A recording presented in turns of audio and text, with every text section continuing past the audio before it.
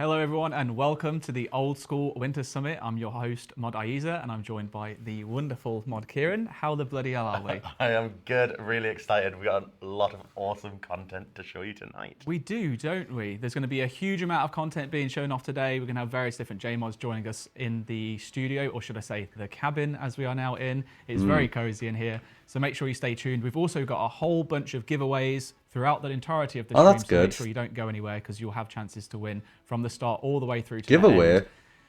Before we get into things, let's manage some expectations. I can already see over 9,000 of you spamming this in the chat right now.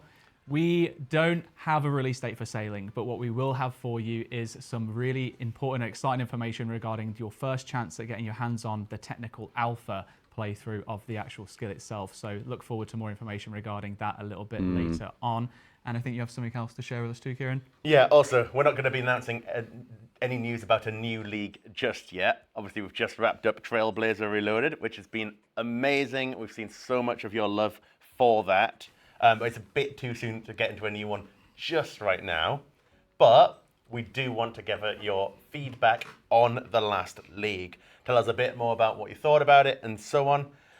So we do have a survey set up for that. So !summit in Release the chat. date for and I'll give the you a link technical to alpha that for survey. sailing. Fantastic. Thank you for the update on that one, Kieran.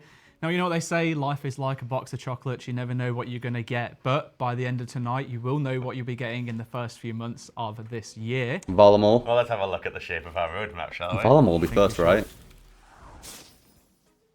Oh, how exciting. Lovely question marks. There are a Who lot knows? of question marks in there, aren't there? I think this We one's will fill that Valamor. with This one's smorgasbord Valamor, of right? content by the end of the stream, won't we? I think we will, indeed. Now, if this is the first time that you've joined into a summit, we will be going through these periodically throughout the rest of this evening. You've got us for around about 2 hours or so. It's going to be a lot of fun. So as I said before, stay tuned. Before, I guess, we go into our first giveaway, maybe we can cover some of the things that won't be shown off in the roadmap reveal. Some of our smaller updates. There's a lot to look forward to. The smaller updates definitely need some attention given to them as well. So let's talk about first maybe Rebalance. a curious little rat, Scurrius. Oh, that's the rat boss. So during last year's Summer Summit, we mentioned that we'd soon introduce some mid-level PVM Oh my god. in order to bridge the gap between mid and end game content. Now, we know that Valamor is going to introduce plenty of PVM options in the form of Perilous Moons, Fortis Colosseum. We're going to share some more information about that later on, but we're not. Stingy's coming back for this. He is. Scurrius the Rat King is designed to introduce core PVM mechanics and help newer players get to grips with combat. Right This now, Nox. rambunctious rodent, that's a word and a half, isn't it? It And really his tripped you pack- up there. Yeah, it did. They're going to test your knowledge of overhead Oh my God, prayers, Stinky. your dodging skills, and your ability to manage multiple monsters during a fight. All things that you'll need to master if you plan to take on tougher bosses later in your adventuring career. I do think this is good. I just wish. Oh, look. I just saw Chad maging. A rune flail. Did you see that? Look, A it's rune vibe, okay? flail? So, what about You did XP see that, rates? right? He had a It's offering rune us something flail. A bit different reward-wise, right? Like, how are Yeah. we handling XP rates? What XP rates can we expect? So, in terms of actual XP rates, we're going to be keeping the exact numbers close to our Yeah, look chest, cool. obviously, as we go through. See, the look, he's got a final rune phases flail. of, balancing and testing. We want to be sure that we can get an accurate number before coming out and giving it to you. But what On we the will front. say is that we expect slaying Scurrius to essentially be one of the most effective ways for you to train melee in particular, right up until the end game. Now, the reason for this is that unlike traditional AFK methods like Nightmare Zone or Sand Crabs, you're expected to be paying full attention and having to interact with the game much more often. And unlike the gains that you might make along the way training something like Slayer, there's not really anything else in it for you beyond the combat experience that you'll be getting. So that is pretty much what we're aiming at. It should be good. Obviously, you know, things like Magic have Barrage, Range has Chin Chompers, which can give you really high experience rates. There's not really anything that is similar when it comes to melee. So we hope this should offer a really cool, fun and interactive way of training as opposed to just sitting there and learning AFK. And if you don't want to do that, you can still AFK. Yeah, I think this is good. This is good. But it's still a boss, right? It is. It's got to drop something. It I wonder what does. combat level it is. Probably like Well, 100. enter the Bone Whip. No, Oh. I'm just kidding. No Bone Whip today. Enter But the we Bone do Whip. have Rat Bone Weaponry. There'll be a weapon for each of the 3 different The Bone styles. You have a Flail. mace for melee, a bow for ranged, and a staff for mage. And they'll help you fight against the actual boss itself, increase your damage potential, and Then Yeah, the also bone increase your bow, the bone experience. staff, and the In bone addition, you flail. can get spines, which can then be redeemed for experience lamps in combat XP specifically. And then, of course, it wouldn't be a boss without a pet, so we do have the Scurious pet coming alongside it. Scurious pet. The little Skuru. I tried so hard for the pet to be called Skuru, and unfortunately, the team overruled me. But it was really close. One day I'll get my wishes. Replay boss. I think it is, isn't it? And then I guess the remember. next I think it important is. question is, when's it coming out? When can players Hi, expect Tupley. this? Real soon. And by real soon, we mean next week. Next it's week? coming out on the 24th of January. There we so go. you won't have long to wait for this Couple one of days. at all. It's going to be our first big update. On Wednesday it's straight out. the back of the summit, so. Awesome. Well, that's enough about Scurious. We've also got some combat achievements to talk about. Exactly, You'll notice it's been a Tupley. while since we released Desert Treasure 2, and we haven't got them yet. Combat achievements? That's coming up very soon as well. Get your gear together and get your practice in, meow, as the 4 Desert Treasure 2 bosses will have their new challenges added. These should have been added a while ago. You're not as subtle as me with that one, No, are you? No. I thought I'd make it obvious. I'm setting the tone for the Yeah. rest of the show. On God, I think I'm better. With new challenges added, it means the thresholds for the combat achievement rewards will go up, so you may need to complete some additional tasks to re-obtain your Gommel's Hilt. But do remember, last year we made a big change to combat achievements and changed to the points system, which should mean it's a lot more generous than it used to be as well. When are those coming? Straight after the Rat King, the week following on the 31st of January. You really didn't want me to ask that question of them taking so long, did you? Went straight into the release date. I was prepped for it, but Kieran said They have no. taken a while, and that's something we need to You won't even need to do the elite ones, and you'll still have elite. Is there anything we It can depends maybe if you're talk on the that just threshold. briefly, for a moment, because it has been quite a long time. I think Because of the it, it longest stretches period of time up. we've had The since elite content threshold will has stretch up released as well before combat slightly. achievements that then came out. You're miles above, afterwards. you're fine What was then. the reasoning behind that? So the approach we took with the Desert Treasure 2 bosses, and indeed with the other bosses we've released since combat achievements, is we've developed the achievements after the launch of the boss. The reason we did that was so that we could look at how a player's taking on the bosses, what times would be suitable for the challenge times, and all those sort of things. Yeah. That said, that's caused some knock-on issues as developers have moved on to different projects, developing League 4, for instance. Wow, it and won't that's affect just the main delayed game how though. quickly we've been able to get to them. So that's something to keep in mind in future, and we might adjust our approach to not put ourselves in this situation. I don't again. really like the Sounds timed good, just challenges maybe because we it's just can, a we pay can all grow gate. stronger. You can't do it unless you've This got the week, BIS items. we've also made some adjustments to the Fang and Scythe. Like, it's not Many of skill. which- It's not many of skill you at might all be for the happy timed about that. ones. Some of you might be less happy about it, but that's just the start. We have many more positive changes coming with what we're dubbing Project Rebalance. It's a big umbrella of lots of different types of changes. More's coming to combat, whether it's gear, NPC stats, but also improvements to things like agility. How annoying is it to run out of run energy? Yeah, I'm passionate about this. I've Let's wanted do it. changed for a while. Mining, we got highlighted last year, especially after the shooting. I can't wait for the run a lot of energy people really rework. want to see better improvements made to core mining and all the different ways you could approach the skill. So we're going to be looking at that, adjustments to lower tier Slayer Masters and more. Keep an eye out on blogs over the next few months, and we'll be tackling those individually as we They go. do need improving, but I'm just worried about how they're going Thank to you do so it. much for the update. This was kind of like our 'Cause they little did it intro, wrong with so we'll be woodcutting, getting that was so into bad. all of the reveals very soon. But before then, there are some really important things that we need to cover. Some of them in a moment being in regards to giveaways. So if you want to know how to win no. some stuff, then we'll tell you about that. But first, let's just remind you all that when we go through each of the reveals, there will be a corresponding blog going out at the same time. So check out the news page. Oh, over yeah, at the blogs. oldschool.runescape.com. You'll see all of them being updated with loads more information that we've been able to share here, but you'll be able to get live questions answered from the lovely mods as they join us, as well as all the fantastic videos that the team have spent a massive amount of work and effort on putting together. They're Wow, incredible. look at the So chat. Genuinely, I think this is going to be an absolute amazing show. That's quite good. Keep an eye out for those. What else? You may also realise That's quite good. excellent Aiza is looking. That's and quite he's good. wearing some brand new Old School RuneScape merch. And you are too, actually. No way! How did that happen? Look, I Look got at a this little, little guy. this one, a little Jad in my pocket. He's very cute. Just coming out to say hello.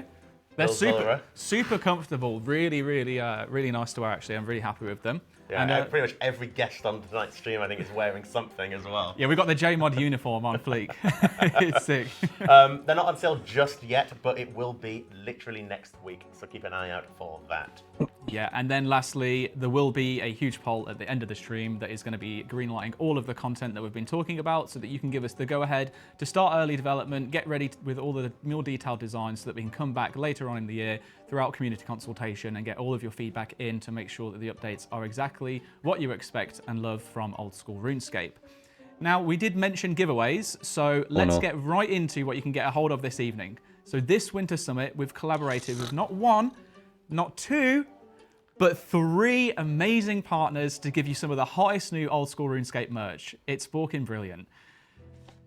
Gee willikers, Mod Kieran. Wouldn't you say that this stuff is epic? No. Yes, it absolutely is. Not the way you put it, but but it is epic. It is. So we're using Discord to run these giveaways. Make sure you join the official Old School RuneScape Discord for a chance to win. So to be able to Twitch get a hype, link isn't and it? join over there, use !mark Twitch Discord. con hype. Details of how to enter are in the hashtag giveaway channel, so have a look. And just as a heads up, please don't annoy the mods over at Discord, because if you spam, it will not increase your chances of winning. It's just going to make you look like a fool. You'll end up getting timed out or something like that. So yeah, all of the information on how to win will be there. You'll just have to react to the posts as they come live, and then we will go through and announce each giveaway as it comes on, which the first one being after the first reveal, which I think is probably time that we played a VT. Is it going to be a Valimor trailer? I hope so. Hey, Ed. It's while Gothic sleeps. Wonder, could you tell me about that landmass you're working on no, it's off to the Valimor. west? Yeah, it is Valimor. Oh, yes, Valimor. Well, actually, why don't I show you? This is gonna look like it's gonna look like Rome and Italy and shit. It's gonna look really nice. Ed, I don't think we're in Cambridge anymore.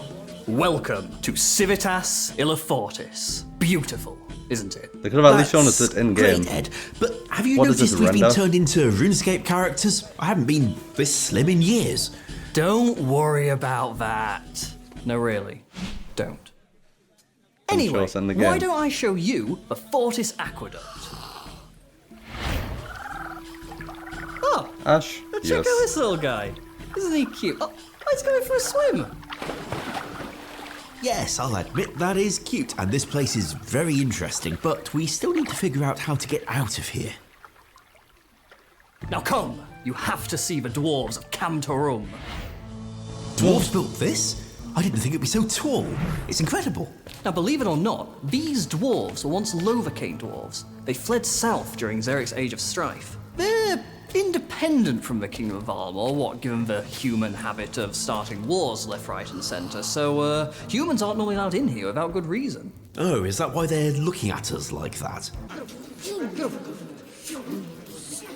Yeah, we should probably get going. The Hunter Guild is just south of here.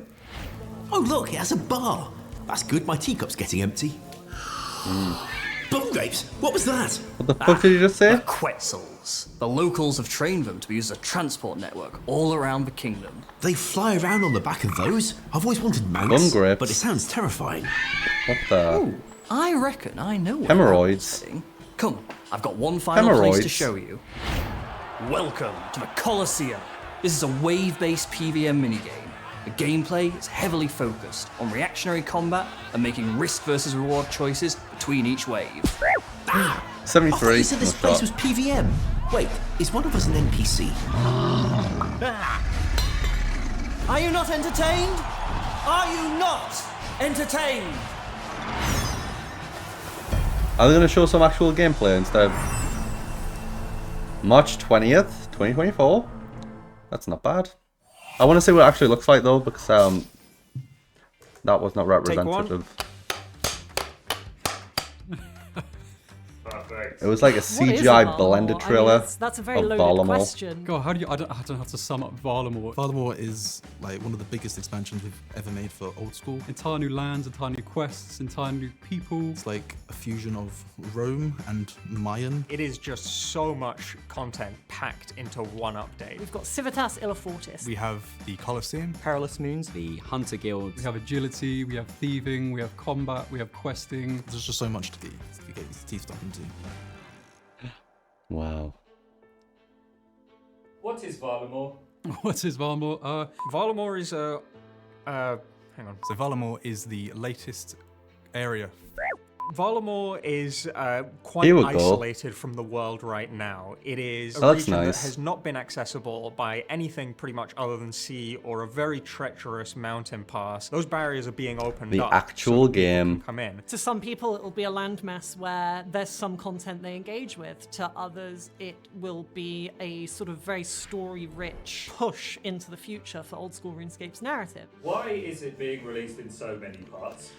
Why are we doing it in multiple parts? I genuinely could not tell you. Because it's so big. Because it's just so large. How did they so not know much this? Stuff that we really want to do for Varlamore, and trying to do it all in one big go, we run a lot of They risks. don't know what they're doing like with their own burning game. out players as well as developers. I think it also helps as well because we can take the learnings from batch 1 and make sure batch 2 doesn't make the same mistakes. Same with batch 3 as well. And it gives us the opportunity to slowly unlock the world and still give players something to look forward to. How do players access Varlamore? Boat. Birds. You take a giant Quetzal and you fly the Quetzal into Varlamore. I mean, what's more fitting to access Varlamore than going via boat? Are you sure that's accurate? So Mod Sarni said that you go there via boat. Is he an idiot? Yes. Okay, thank you. What can you do when you arrive in the capital city of Civitas de la Fortis? Crime. That's what you can do when you arrive in the capital city. Civitas de la Fortis will be the starting Right. place. As you enter Varlamore, you'll be brought, I think, just outside the museum. So you get a nice overview of the whole city. We've got stalls for you to thieve from. We've got citizens and guards for you to pickpocket. We've also got a dog for you to pet for everyone that finds that very valuable part I of don't their think so, gameplay. Spidey. Dog. Yeah, there is a dog in Varlamore. I would say, unfortunately, as much as I love the dog in Varrock, it's a big step up. Oh no. The poor stray dog. Oh no. Colosseum, man. Tell us about the Colosseum. Colosseum. The Colosseum is the biggest building in old school RuneScape. I think you could probably fit the pyramid from TOA inside the middle of the Colosseum, so it's gargantuan. There's a lot Wow. of small little dudes is the best way I can describe it. You've also got shield walls. You're going to have to maneuver around actual mobile terrain to block lines of sight, to block enemy pathing. But you have to be careful, because if you block line of sight to some of them, you're in trouble. We really tried to focus on a core set of creatures as well. We've got a manticore, sort of like this. I like manticores. human Manticores are cool. Jaguar, scorpion hybrid. We've got the Minotaur, which is very classic. I guess it's more Greek, but Rome, Greek, they kind of just borrow from each other. We've got the Colossi. Quite like the idea of the Colossi of Rhodes sort of being referenced for a Colosseum. So you're fighting this giant bronze statue, basically. We have this cool throne where the main boss is sitting. That's going to be awesome. He's watching main the fight. boss? He's really disinterested until you get to him and he's like, okay, cool, I get to deal with you now. That's going to be exciting to see. Does the main boss have a catchphrase? Catchphrase. This is Sparta. It's stomping time! Is it that? Yeah, it's stomping time. Is the spoiler that the enemy in the Colosseum was actually the dog the whole time? If that were the twist, I wouldn't tell you. No comment. Confirmed. There are multiple rewards from the Colosseum. Our first big ticket item is the Glaive of Ralos. This is a new type of ranged weapon which is thrown at the enemy and quickly returns to you, essentially a boomerang but dangerous. The Sunfire Fanatic set is dropped in 3 separate pieces, a head, a body and legs, and acts as a direct upgrade to the Proselyte set. Lastly, Dizana's Quiver will be given as a reward for your first completion of the Colosseum and is a direct upgrade to Ava's Assembler. So can you please tell us more about Perilous Moon? No. Okay. Perilous Moons Upgrade Proselyte? is Hell a yeah. quest and a dungeon and a set of bosses. The quest will focus on how I mean- this dungeon came to be discovered. It's a fairly Yeah. recent event, and one that the dwarves who occupy the city above the cave have been a little bit distressed by. So for Perilous Moons, I've been the one animating the new Nagwas, who are these new spirits, and they've been Nagwa. imprisoned in the Perilous Moons dungeon underneath Camtorum. It's just really cool to be on the ground floor of animating these new characters and just exploring them, really. We've designed the experience to be a repeatable one. Every time you enter the dungeon, your experience will be slightly tweaked, not by extreme amounts, but you won't be having the same run twice. We've got a lot of really cool new mechanics that you're going to have to learn, you're going to have to work out, things that will challenge you initially, until they become second nature, and much like a Barrows run, you'll suddenly realize, hang on, I don't need to bring any supplies with me, because I can do this perfectly. Yeah, so on the Perilous Moons rewards, got the Eclipse set that is going to let you inflict an all-new damage over time effect, the Burn. We've got the Frost Moon set that blends magic and melee, so that every time you cast a spell, you have a chance to sneak in a melee attack for some extra DPS. You have the Dual Mackwhirtles, the Blood Rager set, which is going to let you absolutely shred low defense enemies. Is that the Maracas? That is the Maracas. The Maracas. Gonorrhea damage. Oh my What god, the- yes, the maracas of the Blood Rager set. I don't think they're going to play maraca sounds, unfortunately. Fashion It would skip. be entertaining though. Yeah, and some I'm interesting sure someone designs. will make a way to do it. Can you please tell us a little bit about the Hunter Guild? Oh, the Hunter Guild. Hunter's Guild is intended to pretty much revolutionize the way you play a hunter. Right now, the Hunter's Guild very much consists of birdhouses and black chinchompers, which, you know, good pieces of content, but we'd like it to be a bit more varied. The Hunters Guild is a must for both aspiring and master hunters. You can take on rumors from the hunters there and capture creatures from within Varlamore or around the world. Not only that, but you can walk away with some nice It is very rewards, meme heavy, isn't it? including learning the Varlamorean way of cooking hunter meats that will give them an extra flavour and bring out a unique healing over time effect. Okay, there's a lore question for you. Okay, I'm ready to tank it. Yeah. Can you please tell us about some of the lore behind Varlamore? Some of the lore behind Varlamore. It has a deep lore. We have lore about the genesis of the city. We have lore about why the Colosseum is there and what was there originally. We have lore of the dwarves. There's lore of the Varlamorians and the rest of the lands. We got the Fremeniks in there, and they have their own reason. I know we have lots of lore. I don't necessarily know the particular bits of lore. I can't open the book and start telling the story. But oh god, there is so much lore. There is a big leap. There is bigly lore. Bigly. Yeah, that's a capybara. Varlamore has been an absolutely enormous team effort, and not just the internal team, but the players as well. Everyone's Hell yes, come together on this Turpley. one. I think we've All made the something really chins. memorable and profound. Varlamore's been a mammoth effort. People at every level, in every role, have contributed to Varlamore in some way or other, and seeing it all finally come together, all of these threads being sort of woven into one big rope of Varlamore. Not only is it going to be a massive piece of content, there has been so much passion poured into this, and we want to make sure that we're giving everyone the most they can get out of this piece of content. I think you're really going to feel like you're in RuneScape, but somewhere you've never been before. And I think that's going to be like one of the greatest parts of it, really. I think players should get excited for this because it is just so much content packed into one update. We're hoping that this is going to be content that people can dig into for months at a time.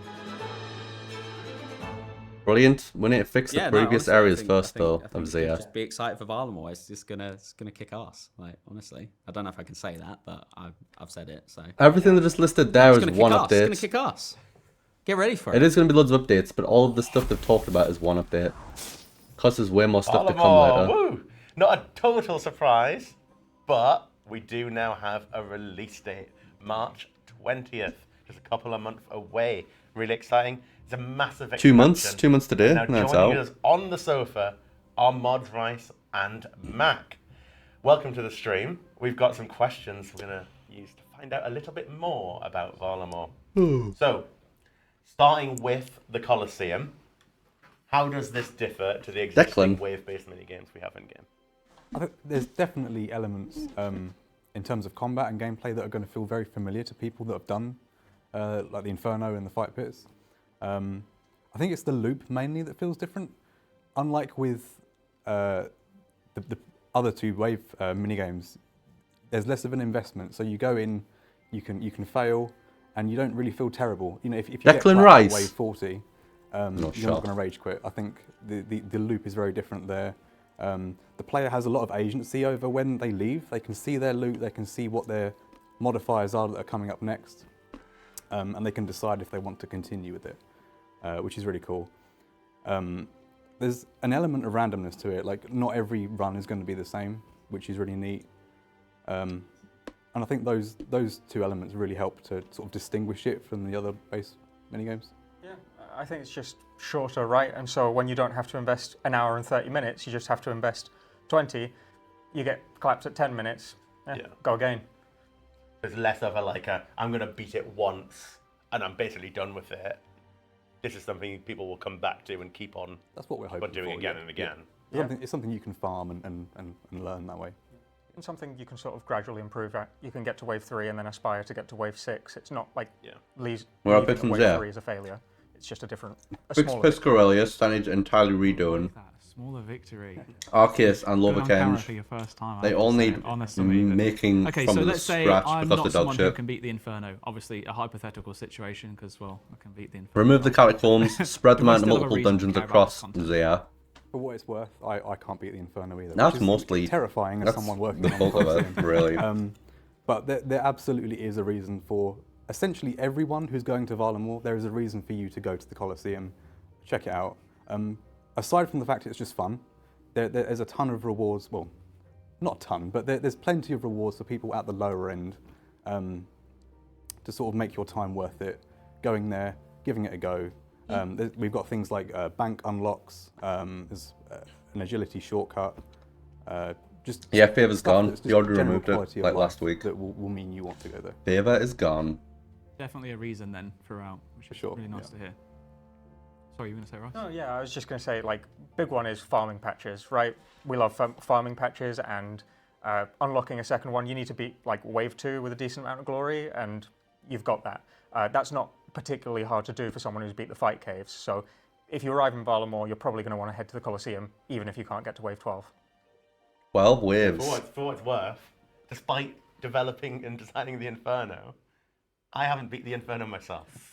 So don't bad let at the be a game. worry that Can't even beat his own beat game. the Colosseum either. So bad. I think he could still make awesome content regardless. And I don't mind owning up to it. I'm not ashamed, unlike Have I done Laser. it? No, but I didn't make it, did I I? just let you read between the lines. I didn't create Moving it. on from the Colosseum, we have something that's a bit like Barrows. The comparison was made with the Naguas. What's been the most I should be making it.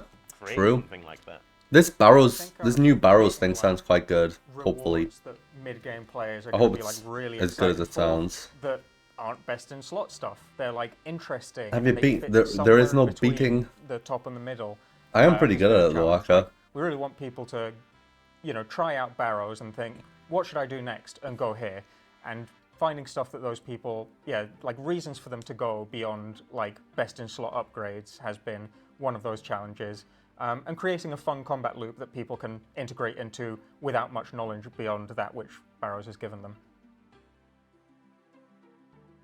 Well, I think that Varlamore looks absolutely stunning, to be honest. Seeing the visuals throughout that video was enough of a reveal for me personally. But what's it been like as developers to see the art team bring Thank you for the whole 14 of the months. content really to life? Holy. I mean, No it's fucking particularly Shottington. insane for me because Thank you, this Cadabots. is first project I'm working on, Hell and yeah. I've gotten to work with some like really talented animators, really talented character artists. You saw them in the video. The Nagua look great. They look fantastic, and the dungeon looks just as good. You haven't seen all of it yet, but it's just a really impressive piece of work. And the rest of Varlamore too. Like it's such a big landmass, but so much love and care has gone into like every single square. So yeah, very good. You came up on some money. Project I've worked No on. shot. You start Fuck off yes. and you've got like You great fucking cubes, rich. You've got like some Inferno Let's NPC go. hanging around somewhere, and as time goes on, everything just starts to click into Money. place, and it starts to feel like a real piece of content, and it makes your confidence go up immediately. Like the Yeah, I Colosseum, think off it is as a good that they're adding this like and as I'm developing, I'm Barrows-esque seeing, like, dungeon. another level being added. Because honestly, and it's Barrows cool. is great. It's good for like low, like So it must be interesting to log newbie in one week to, people, and it's good for like high end as well. It works really well. So it's good that they're doing something similar. The other major piece of content we mentioned is a Hunter Guild. Can you tell us a bit more about like why we chose to do Hunter rather than a different skill? I think Hunter is just. You missed the rune generally prices. been neglected I think at a this bit point over we the just have to years. accept this is what runes are worth. From internal and player They're at surveys, rock we bottom, found that so they're Hunter worth is this just one of much, the right? top things that need to So we need to build up. rework runecrafting to It just needs give guilds way as more well, runes. and They as can't it go any goes cheaper, forever. so just give runecrafters fucking shitloads, It's just felt so they like make an appropriate insane money. Place to do it. Fuck It's it. got like a big savannah. It's kind of like a wild area, so. It all pulls together naturally, doesn't it? Yeah, I think as well, like, there's just so much variety already in the Hunter skill. You've got, like, these gruks that you poke and you have to jump over things, and you've got butterflies and birds, but you don't actually do any of it. So it's like, okay, let's give people a reason to actually go and engage with this content, because everyone's just doing birdhouses, which is fine. A but, good you know, defender. we Is that want what I am? A variety good in the defender. game. I like the sound of that. I think it is very much needed, because you're right, there is so much content available in Hunter that no one bothers with, because there's just no real point at the moment. So I don't know if I can be opportunity fucked. to change that. I have to ask though, what part of Valamor are you most excited about? I think it's all very cool, but for me, it's got to be the Colosseum. I can't wait to see players get in there. I'm excited to see how difficult they actually find it. People have been asking. Someone just filled. I'm off the hook. For difficult Fuck content yes. for a while. I think Playing this is gonna hooky be with the my one. heart like it's all a I think game. This is going to really push players to the limit. Yeah, excited to see people get into that. Yeah, I think for me, like I was involved throughout the design of the Colosseum, and I think it's incredibly cool. But I worked on Perilous Moons. It's the first thing I've worked on. I'm so excited for people to get their hands on it. You're allowed to be biased. Yeah, It's fine. I want to see people love it. I want to see people tear it to shreds. I want to see what people think of what we're putting forwards. We've got some new concepts going in there. A little bit less reliance on the bank. We've got just exploration integrated with the combat loop. It's a bit new. Want to see how people receive it. Perilous Moons. I know everyone's like, RuneScapers nowadays are all like, oh, we're so efficiency minded, we don't want to waste our time. Where the fuck is Stinky? I'm just, like, the vibe of Varnamore looks incredible. He was here before. It feels like RuneScape, but quite a different direction. And I really quite like There he is. sort of thing. The viaduct, that looks incredible. So I'm looking forward to seeing people's reactions just to exploring the continent. Fucking stinks of cunt in here. Explore a huge new area of land that you just don't know every tile of, basically. Yeah, I think Mod Ed put it in a really elegant way, is that like a part of RuneScape nostalgia is leaving Lumbridge and not knowing what you're going to run into, you know? Is it Varrock, is it Draenor? None of us have that anymore. We know the map like the back of our hand. And Valamor is going to be a place where it's not nostalgic in that you played it back in the day, it's nostalgic in that you're experiencing the same thing again. Yeah. I think Mod West touched on it a little bit in the video there, but it really does feel like this kind of sunny paradise. It's really nice there. And I've found when testing, just teleporting back to Varrock, it feels a bit depressing. It's like going. It's the dog. It's like going to Slough, you know. There's like the flea-covered dog, and then you go to Valamor, and this like fluffy thing. The dog. You need that in your room. Do exclamation mark giveaway in the chat. The same way after they've been obliterated inside See, the let's see how the Colosseum chat's for a few days, looking. because they may end up thinking it's just as depressing as Varrock then. So, yeah, I am extremely excited. Whoa, because it's not giveaway spam currently. Really it's the biggest real release that we've had come out since we changed our whole polling approach and keeping that little element of mystery behind it. Obviously, players know the main pieces of content coming out, but there is a whole landmass to explore, and I know that you guys would have filled it full of all cool and quirky little pieces of content and Easter eggs throughout, and that's one of the things I love doing, is running around just right-click examining and seeing how goofy everyone has been. So that is awesome. We had a couple of questions coming through the chat, so if you do have questions from the chat, by the way, if you're at Old School RS, we'll try and get them in.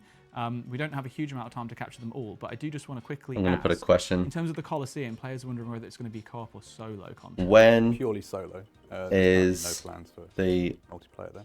No boosting here. next part There you of go, there you the have it. And then the last rework? one from the chat is, what kind of gear do you expect players will need to be able to fully complete the Colosseum? There. Are we talking like endgame BIS gear? Question submitted. Or you're going to be okay if you're a mid-level?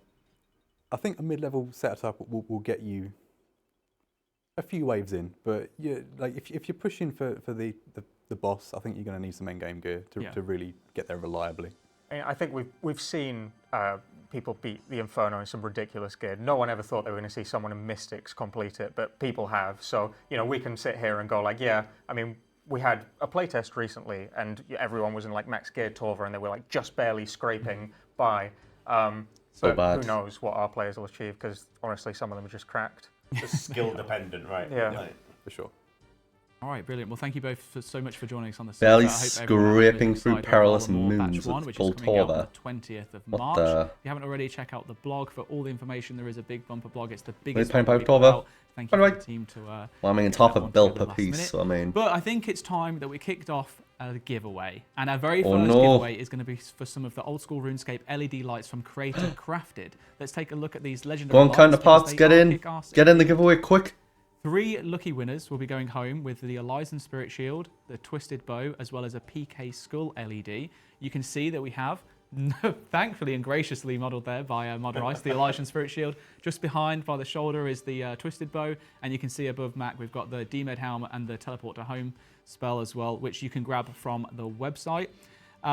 But yeah, I think they're awesome. You can obviously see how well they come out on the stream here, and this is a really well-lit room as well. We have lights glaring into our faces, so imagine what it's going to look like in your bedroom when you sat there in the dark playing RuneScape all night, because Incredible. let's face it, that's what we're all doing at the end of the day. Now, as I've said, we'll be giving away all 3 of these exciting items over the next 20 minutes or so, so to be sure to check out the hashtag giveaway channel in our official Discord and react to the giveaway bot in order to win. Now, if you want to check out the full range of the lights and mouse mats, use exclamation mark. I've reacted to the giveaway bot in the chat. That will send you a link over to the store. And as a celebration of the Old School RuneScape Winter Summit, if you'd like to purchase them yourselves, if you simply use the link in the chat or enter Summit at checkout, you'll get a special 10% discount off the entire range. For our next reveal, though, it's time to wake up, grab a brush, and put on a little makeup, because this one's going to bamboozle you all. Let's roll the VT. Is this Skyboxes? Hi, I'm Mod West, Senior Environment Artist. Is this Skyboxes? And I'd like to talk about our art and engine technology. Old School's visuals are charming, timeless, nostalgic, and through multiple community-made mods, also very customizable. Watch For this. some time now, we have been working on ways to update our technology to provide improvements to the overall visual quality. You can literally see them in the background. More options Look. for our players. Today, Skyboxes. we are ready to talk about it. We are thrilled to announce a major overhaul to our rendering technology with the introduction of the latest version of RuneTech. Look at it! Oh my god, that actually looks really nice.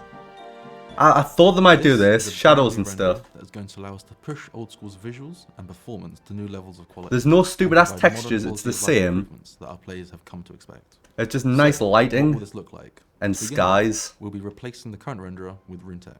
Once released, players can choose from 2 graphics options inside the settings menu. The first of these modes is SD. This mode runs RuneTech with custom emulation There you go, features, just- allowing us to run Oh. the game to the original 2007 look with pixel perfect accuracy. That looks while weird. taking full advantage of RuneTech's modern rendering. It's so improvements. purple, I don't For like those who it. want a truly traditional feel, this I is the fucking mode hate for you. Arceus, It's it looks like dog unchanged shit. forever They shouldn't have showed 2007. that. For those players who want to take the visuals further, we have our new Ooh. HD mode. That looks better. This contains all the original models and maps, but adds multiple new. That is rendering so much features better to than enhance RuneLight the player HD. experience. Let's take a deeper look at our current in-client That is so progress much better and than show how some of RuneLight. these new features work. RuneTech's renderer allows for fully You're dynamic addicted to lighting Magic the in Gathering. world, including no. dynamic sunlight and control over indirect lighting intensities. We have exposed control over all these features through our new debug tools. That is quite We've cool. also introduced volumetric lighting, which adds volumetric fog and God ray support to our main source of sunlight. Fog is also supported through a feature called light scattering. This system I'm creates surprised they a can believable actually fog do fall this. off that interacts with the scene geometry, sunlight, and volumetric lighting to create a consistent and grounded feel to the game world. I wonder how they'll actually use this. Along with the introduction of improved anti-aliasing solutions and screen space ambient occlusion, we can create compelling lighting settings that elevate the old school experience, but remain true to the feel of the game world and the characters within it. Let's take a look at some more examples of these systems in action. Like, that looks alright, that looks cool. That, like, it's still old school, but it's not over the fucking top with textures and shit. It's old school, but more like... You know what I mean?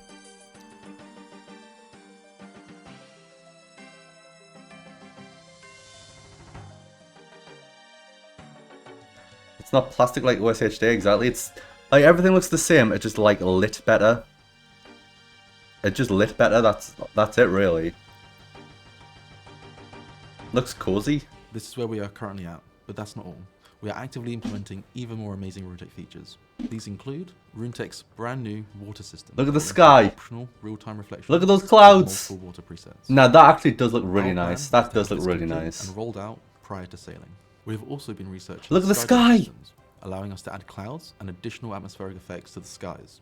This will allow us the ability to craft bespoke lighting settings for all the different biomes found across the game world. And finally, we cannot light the game world without point lights and emissive material systems. This will allow us to have glowing fires, magic, and projectiles that will give the appearance of emitting light. In this example, we have attached a You dynamic can, point light Jace. to the mouse cursor. and I've got enable mine show unlocked, I casting, can get mine all right to the courtesy of floor. RuneTech. Both modes will be available on all platforms, including mobile devices, and players can switch between each graphics mode at any time. We are building HD to stay authentic to the pure old school style and feel, while building a strong foundation for the future. This is not all. RuneTech opens up exciting possibilities for future engine updates, and plugin support, giving more control to the players with how they experience old school. We are hoping to have a playable alpha in your hands very soon, followed by an always-on beta once we are comfortable with its performance. We are thrilled to share this Yeah, I like today, it. and you'll hear from us again soon. I can't believe it's taken them this year to get Old School RuneScape HD. Old School RuneScape HD. There we have it, the very first look at Old School RuneScape in HD. Oh my god, I was waiting so much for this moment. It has been a long time. I do think that will bring a lot of players in. Many times over and over, but you finally got a chance Because to so many see people it. just And don't to even, help us answer they'll all look at of it the and like, what questions, is we're this joined dog by shit the looking absolutely game, and they just don't fantastic even Mod try Sweet it. And Mod West, welcome both to the sofa. I do think a lot of people do care about graphics. Yeah, feeling good, Meow? Looking I'm feeling pretty. pretty good, Meow. Yeah. You could say it's going well. How about you, West? How are you? Yeah, I'm feeling great. Really Good. excited to talk about some HD. Let's talk about HD then, shall we, Kieran? Yeah, it looks way better than like Let's go. So, Let's do it. anything that's Alright, ever been just done to for Old clarify, School players were unsure. with mods and stuff. How and is this HD mode going to work in terms of like what client is it available on and so on? So this is just on official clients, but not the old legacy one. So essentially, any C++ one, so the Steam client, the one on the launcher, and also mobile too. Won't work with RuneLite. Well, Let's I was just fucking going to ask, go. does that mean that it's available on mobile? Does mean that, yes. So at the end, you'll see Mod West. He was playing on mobile. That's real footage. It's not like green screen. So HD on mobile for the first time ever. RuneLite's gonna have to update to C++ at some point, you know. Like all the other C++. It will have to happen. Available on mobile. Awesome. So what does this mean for other game clients like RuneLite? Obviously, players have already been playing through things like 117scape on RuneLite or even through H. That's a different client. So it means nothing for them. We're not getting rid of any other client. Players can still play using clients. Let's be honest, I'm probably going to be using RuneLite more often than not because it has the plugins and stuff like that, right? But they can't use these features because it's related to the client upgrades we've made on our own client. It's our own client tech, so it's not like we're withholding it. It's just not available to them. So players who want to use RuneLite and play with 117, carry on doing that. Players who play using HDOS, carry on doing that. So like, a little bit off topic, right? So we were thinking... No one will use it. The only people who will use it is new players. And saying, well... New players are the only people who will use it, because and we're then they'll using switch to desktop, not we're using it. playing RuneLite Plus they'll anyway. switch to Hey, I don't RuneLite. even use HD. I use low detail. I use low detail, personally. But the summit is about a transparent look at what we're working on. So it's the right time to announce it. I mean, you mentioned we spoke about HD before. Years ago. 5 years First ago. came up with the 117 stuff, and we Nah. kind of butchered that whole situation. And we kind of waited and we're biding our time to add something concrete to show. And that what we saw is actual real footage. So we're getting closer and closer to it. Thank you. We'll touch on the API stuff a little bit later, but let's talk more about HD Worthless itself. update. Why will HD release as a beta and not a full feature launch? So the reason we're going with a beta is we want to make sure we want to get the, get some feedback. We want to make sure we get all the base features down first. Get some base lighting down. Then we want to iterate over that, make sure that the players can give some feedback on that before we start adding any additional features for that. Yeah, I kind of expected this announcement. I mean, we've just got some great features basically.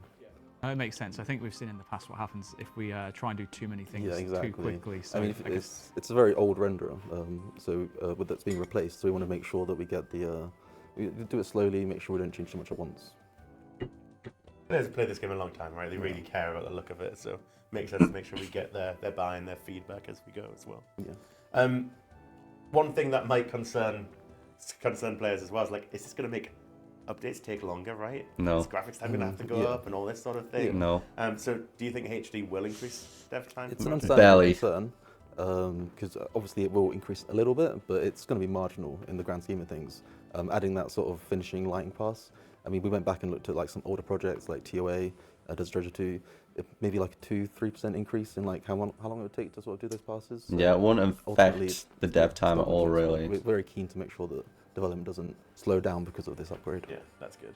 I think that was one thing that's constantly been emphasised internally, especially, is that it's about adding extra features and tools to aid what you're doing rather than make you having to do something new, right? Yeah. We know players wouldn't want this if it meant they get less stuff otherwise. Yeah. So we're able to balance that up. Yeah, I mean, in some ways it's going to increase the speed of some of the ways we work. The current renderer does hold us back in some regards, and having that sort of new technology will mean that we have additional features that we wouldn't be able to change before. I mean, currently we've got like problems with like the back shading on characters. Things always turn out quite dark. With this new renderer, with RuneTech, we won't have that issue anymore. So we can you know, even make some improvements to our sort of current workflow. Wow, that's amazing. Does that mean then, for example, I'm thinking back to instances where we've shown off concept art of items that they would appear as if they were in-game, but when they are in-game, they're actually darker and players like, that's not the colour that we thought it was going to be. Yeah, exactly. They'll now see the colour that they saw originally. We'll have way more control and it'll just be better for everything. That would be really helpful. So what is the plan then for releasing additional features like we saw the water and the point lights as well? The water looked really nice. I did like that. And the skyboxes were really pretty. And then once we've got some feedback, we know that they're stable, well optimized. We'll then start looking at like fog, getting all those additional elements really picked up. Point lights as well. That's going to be great. Emissive materials to really make lights look a lot nicer. That's going to be a big one. So many additional things, and even beyond that, there's loads of things we could try out. So really excited for what Yes, true, just definitely sounds exciting. I'm very excited to be able to actually. Because there's nothing to look at when you pull it down, though. But if there's at least something to look at, you might have a look at the sky. As well. And this is very different from both. There's no reason to pull it down. You're just gonna look at a black fucking void. They've sort of tried to recreate that original HD 2008 sort of style. I think we're taking the tech a bit further. I think that was great for like 2008, 2009, but I think just rendering technology has just come so much further since then, and we really want to like lean into that. And I think this renderer. Nah, the one announced Raids 4. Raids 3 just come out. Yeah, for sure. Didn't it? But let's say I'm more conservative, right? I hate change. Imagine I just can't stand everything. I want everything to be like it always was when I was a kid. So will the core experience of old school ultimately change it's not. as a result? I mean. Well, we don't want to make any changes. Just having the sky be one color is very basic, but this is an actual skybox texture. We don't want to that looks really nice. The content will like clouds and stuff. And even with SD as well, we want it's going to be using a new renderer, so it will be more optimized than how we used to render it with the current older tech. And that will mean I have my skies blue as well. It'll run I better, think. so I can't remember if I turned it back off. If you are wanting that old look, you're going to have a more smoother experience. Now, I've experienced this myself firsthand at times. There are some areas in game that can take more resources in order to be able to process. I think Fossil Island is one that comes to mind, especially in the swamp area. Will they have the same issues or potentially even be worse if we're going into something like HD? So from the testing we've done so far, the optimization of this, it's much better already. I think we could push it even further and make it even faster. But some of those core areas that, Fossil Island, just this new technology is just much better at sort of just processing the graphics, so it's just going to be way smoother. Okay, so it could actually improve it with better graphics and run smoother. Yeah, exactly. Wow, okay, that's pretty cool. Double win. What about after HD is released, right? We've listed some of the features there, obviously the water, the point lights and so on. Are there going to be more features that come after the launch of HD? I mean, as I said before, we could definitely be looking at other ways to make the experience a lot cooler, add more graphics features in the future. The idea is to really open this up to the players as well, so they can have to get their hands on it if they want to add customization to it as well. That's all on the table. I feel like RuneLight's going to be deleted at some point. So how do we plan on getting feedback then from players after, for those who are going to be playing on HD, and how will that potentially impact any changes we want to make? I think they're trying to make their client look as good as possible, really, so people accept to switch I'm the over. host now, So the community team, just like yourself, the artists, the dev stuff, they'll be scouring all over socials. They'll be looking at the reaction in the chat and stuff too. But we'll also be looking to target players who have actually engaged in the beta with surveys. We'll be able to find them, play a list, maybe send them some stuff using in-game messaging or emails, that type of thing too. So we'll reach out and kind of cast as wide net as possible to try and get as much feedback as possible. Awesome, thank you. I'll expect the full formalised plan sent over to me in the next week. Potentially That'll stinky. be really helpul, thank you. We'll either buy it or just ban it. Before we do move on, could there do was a whatever they mention want. about maybe some sort of plugin API. Can you tell us a bit more about what that is? Yeah, so right at the very end of the video, Mod West mentioned like the prospect of all this stuff enables the possibility of plugins. So we are exploring working on our own kind of plugin API. Essentially, the plugin hub on RuneLight, but on our own client. See, look. It means like we'll be able to search plugins for the information official that client. People can't get on RuneLight because a lot of the kind of RuneLight plugins is mainly guesswork based around what they can see, whereas we're able to we're hoping to be able to feed info directly. So it's really exciting. I think this is the most exciting prospect because I've seen the chat, right? I'm out the corner of my eye. All right, look, now it's gone from L to W. Sweet. Who could have guessed that? It's almost like when people start reading the blogs on content, and it's like, Yeah, oh, if only yeah. they'd address this, and then it gets addressed right afterwards. Pickles they are, Yeah. but anyway. Yeah, plugins. So that's it. I do think eventually figure that out, RuneLight and okay. old clients will be shut down though. Okay. At some Look, point, I think mentioned it will earlier, happen. People are saying, why would I use this? I'm using RuneLight plugins, like everything else support. We're early on the process, it's a long way away, but it is our ambition to do this. Yeah. We're really excited Their about it. own We feel version of exploration. RuneLight. I think it's like maybe there's just some part of like the players that just maybe don't think that we know what they want, but we all play the same way as well. We know exactly what you want because we want it too. So yeah, absolutely, really exciting to hear that. Even But- without that, getting the stuff on mobile, like, Yep. you know, I might be playing on 117scape on desktop, and then I Yep. jump to mobile, and it looks like the old render, the viewing distance is not as good as I want it to be, and all this sort of stuff. If you play on mobile at any point in time, it's going to start looking a lot better. Plugins on mobile, what a world that would be. Yeah, oh gosh. Right. Yeah, I'm going to be in And this trouble. is it. So like we've been working on our own plugins on the official client, and some have made it to mobile. Some are still in progress on mobile. The UI changes and stuff still work in progress as well. But we can't make these plugins as fast as players do. So let's give them the tools to be able to do it, and we want to work with them. So a few months ago, This is we good. started some NDA processes, like calls with 35k plugin viewers? creators No. and developers. They gave us some really early feedback, and I think from next week onwards, we're hoping to put some initial documentation in their hands so they can tell us how to go about building this plugin hub, because who better to listen to than the people who've been doing it for years already. Yeah, no, exactly, spot on. And that kind What of about leads me? really well Bloody into this hell. next question of like, how exactly do we expect that to work? You know, because it is very much driven by the community Yeah. currently through Plugin Hub. We've got ideas, but we want to validate them with these developers and creators first before we start publishing them. Because we're studio mindset. That might not be the best thing to do, the way we want to go for it, the normal development process we do for game content and normal releases as well. So let's put the documentation in the hands of these creators, these players, and they can kind of tell us. Like, I think it's too soon for us to be dictating how we should distribute plugins or how people should give feedback or install or uninstall. Let's let the players tell us how they think it should work. They're the experts. They are the experts. So why not? Obviously, you talk about working with a small little group of like developers, creators, and so on. What about the wider community? What's the sort of timeline involved here? When can they expect to get their hands on anything like this? I don't know. We have an idea, but again, I think it's too soon to say. Let's see how these closed group conversations go. We might have missed the mark completely. Have to go back to the drawing board and properly try again. Or we might have nailed it, in which case maybe we can start conversations more publicly a bit sooner than we planned to. You're the expert, I don't know. yeah? I think generally, I mean, we just announced the release date for Valimor Part 1, March 20th, if you didn't see that already. I think we've gotten better at announcing stuff or knowing when to announce and when to keep stuff secret. Like, think back to early August or winter 2017.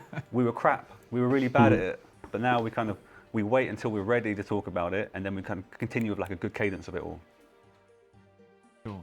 I mean, overall, it sounds extremely exciting. I know that chat, you went through a little bit of a roller coaster of emotions. We're seeing you go up and down. But just to recap, that HD is potentially coming. You've seen some footage of it. You'll be able to check out a blog which gives you all the details about HD and everything else in there. I'm glad they It's gonna didn't be do entirely disgusting optional. You can fucking choose between textures on standard everything, detail, though. high detail. I'm glad it's RuneLight's just not going lighting anywhere, and so if you don't skyboxes wanna and move water over and reflections. use the new HD when it That's comes out. You good. don't have to. That's not a problem. And we are looking at developing our own plugin hub, which will be in collaboration with plugin creators and community members themselves from the start. So I think overall a massive win, and I'm extremely excited to see what kind of feedback we get from this. And I think this really is one of the huge milestones for old school generally, because new players coming in, some people don't care about graphics, some people do care about graphics, and I think this is a great time for us to start being able to explore expanding the player base as well. And I'd encourage players, it's an odd one, this kind of announcement, this reveal, Yeah. because it's not game content playable, it's not a Coliseum where you can jump in and it's like instantly gratifying. This is more about, hey everyone, think of what could be possible, come on the journey with us, help us build the plugin hub, help us build amazing plugins, help us give feedback on HD, don't use HD if you don't want to use HD, that kind of thing. Like, They want to replace more about the RuneLight. potential of it all. The goal is to replace RuneLight. Exciting stuff. Yeah. Exciting stuff. And then shut It's it a long down. road. We've made a lot of progress already, right? To be able to show you all those HD assets already, like a lot of work's gone into it, and more to come. Exciting stuff. And I believe we do now have winners for our giveaway established. So I think we should make a little bit of an announcement on those. We've got 3 of these OSRS LED lights from Creator Crafted. I think the only way people are going to take Spirit this Shield has been won by and accept Shine. RuneLight being shut down is if doing this and having everyone be on the official client eliminates all bots. I think that's the only way people would accept it. The Twisted Bow LED If all the light has been won plugins, by Sig. we've got all the RuneLight plugins on the official client, And the PK and it Skull will has been eliminate won by bots. I think people will accept it then. Vladdy. Let's go. The lady. Heck yes. A member of our team will be in touch with you on Discord with details. Do we really want all bots gone? Yeah? Yeah, we do. Congratulations Fuck the to bots. winners, and I think we may as well just get straight I want into every our single next bot giveaway.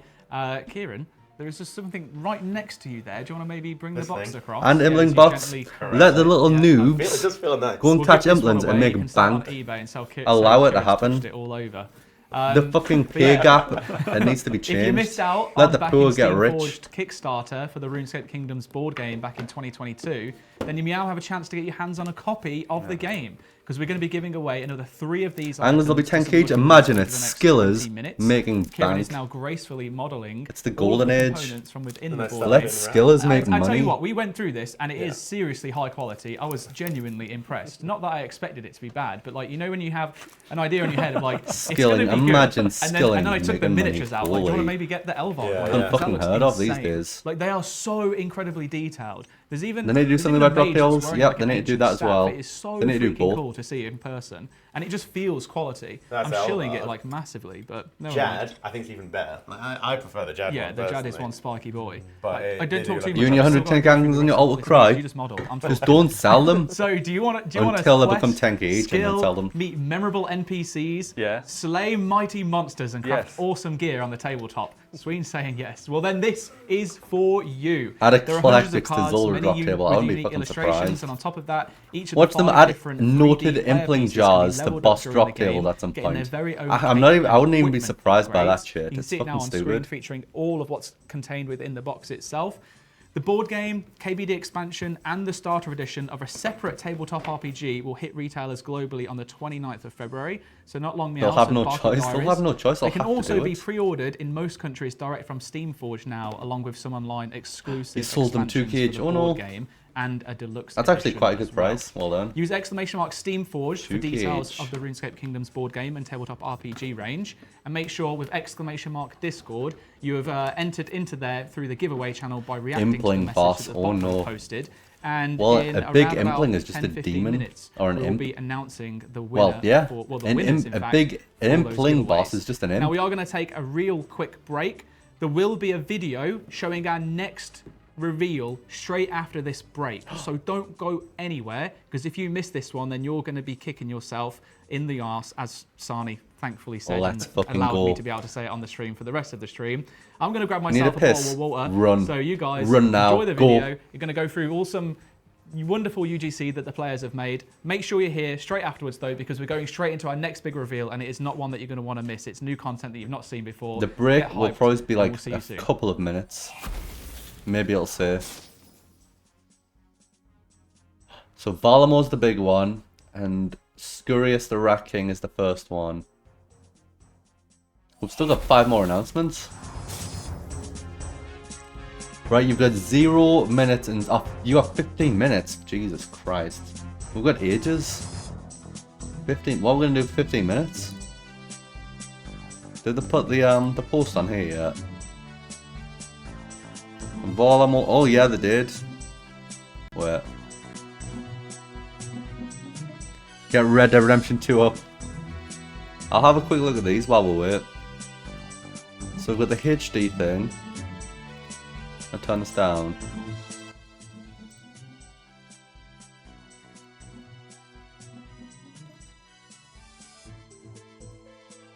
Oh, look at that. This skybox is really nice, isn't it?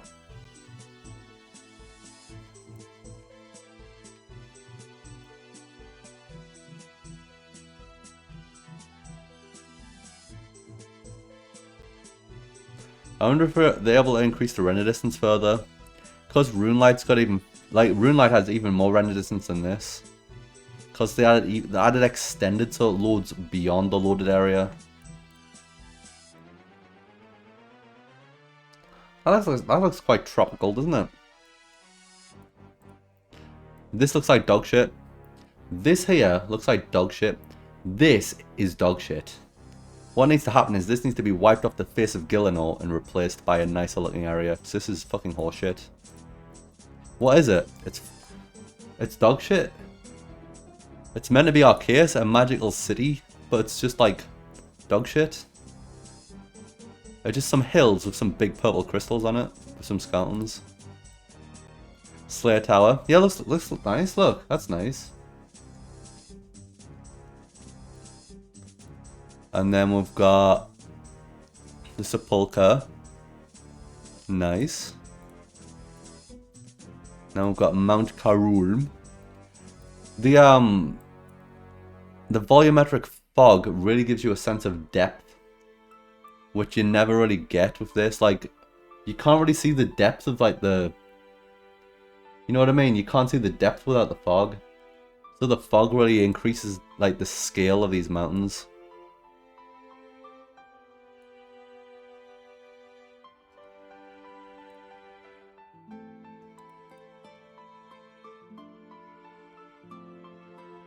Speedrun piss, and it's a 15-minute break. Oh no. What we're thinking for so far, you're liking the graphics changes. Yeah, the graphics changes are good. This is, I would say this is the best way to do HD. It keeps the style the same. There's no textures, there's no bullshit.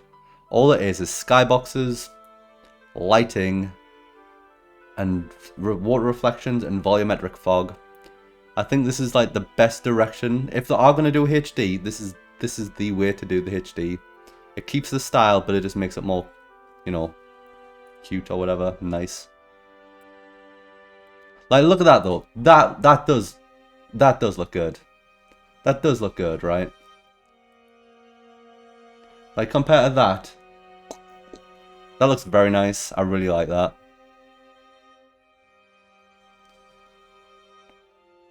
Dynamic sun. It would be interesting to have a dynamic sun. I'll be intrigued if like RuneScape had like a day-night cycle. Imagine if RuneScape had like a day-night cycle like Red Dead Redemption, and weather and stuff. I couldn't imagine it.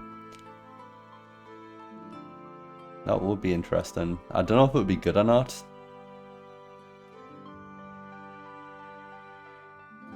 Be amazing. Yeah.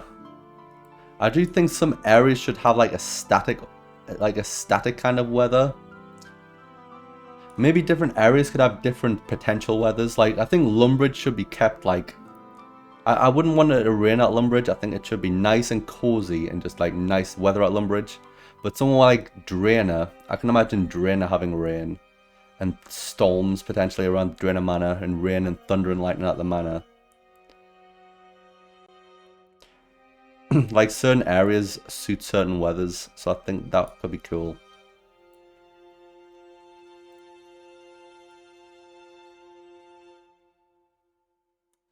Just make it an option for real time.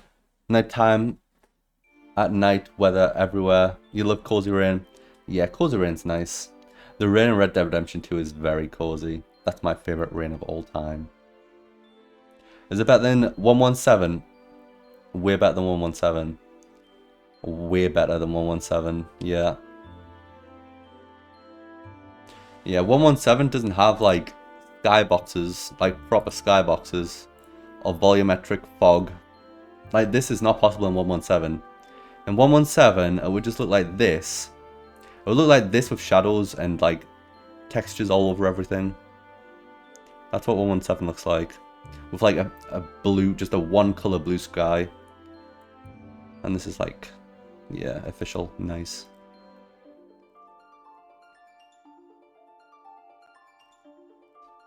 Plugin API. This is probably the most important thing though. Would I play with HD? I would play with HD if it had...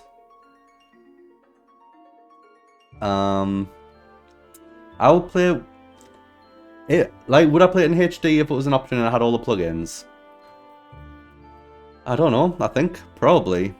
If it looked really nice and it wasn't distracting, then yes. Maybe. Maybe just skyboxes. I'd have to play with it. Because I played with 117 HD before a bit, but It was too distracting. It just depends how distracting it is.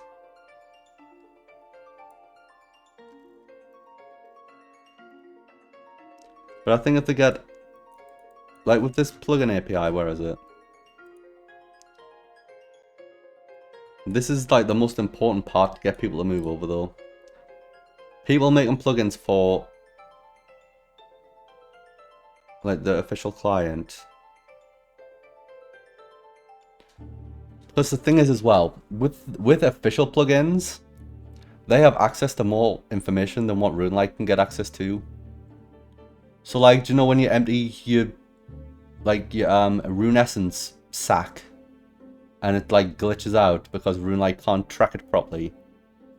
An official plugin could track that. It knows the information that's in the game, where RuneLite can only like see on the surface what information is being given to the player, where this is information on the back end.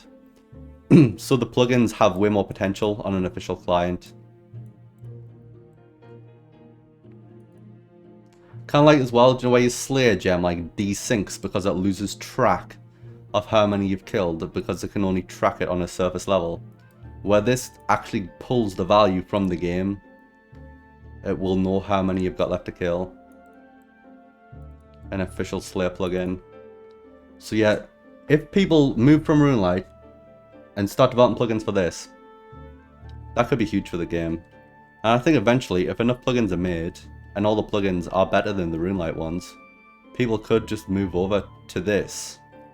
And then I think that's what Jagex wants to happen, because I think Jagex wants to shut down all of the clients, have everyone be on one unified client, so they've got full control of who's playing the game, and they can use that to prevent bot clients, because you couldn't have a bot client because you have to use the official client that's authenticated by Jagex. So this is a good step in preventing bots. I mean, I hope they want to prevent bots. I hope they do. I think they do want to prevent bots in general, because at the end of the day, these are all just people who work at Jagex. Like, I don't think they want people to bot the game. I think Jagex as an entity, the higher ups probably don't give a fuck, and they're just like, they don't give a fuck if there's bots because it makes them money. But I think the actual Jagex staff want to prevent bots. Fuck the bots. It does ruin the game. It ruins the economy. It's in the fucking bin. But yeah, that's the new client. That's quite good. Valimor Part 1. This video was kind of pointless because you didn't really get to see what it actually looks like. It's just some Blender render.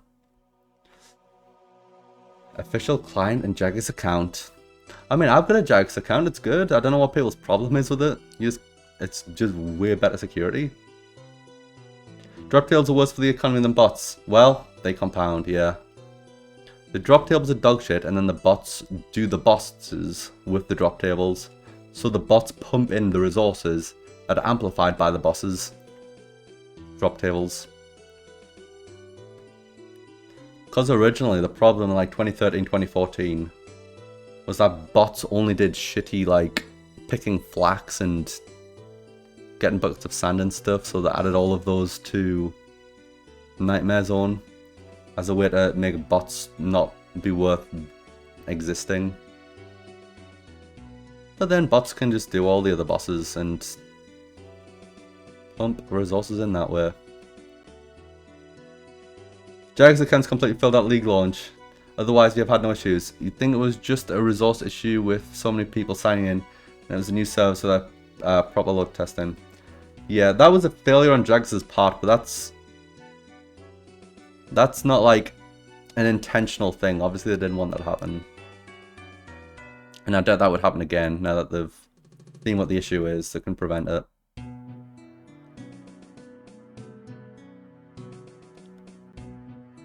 Yeah, I would say they're good. I think everyone should just hurry up and move over. Because if you don't move over to a Jagex account, and someone hacks your account that isn't secure because it's not a Jagex account, they can sign your shit up to a Jagex account and steal the bitch. So get it moved over before someone nicks your account and makes it a Jagex account for themselves. right?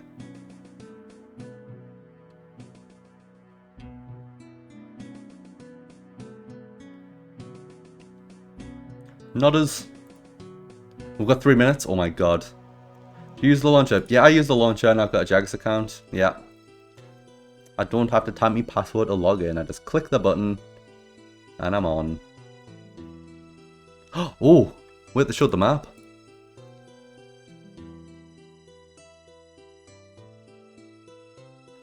You're gonna PM me on here. You've got a few questions. What happens if you get a new PC? You just log in. You just log in.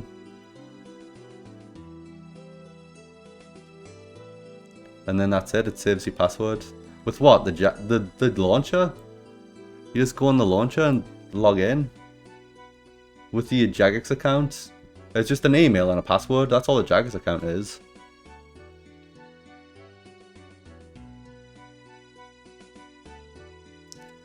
Can you DM me on Discord instead later, Max?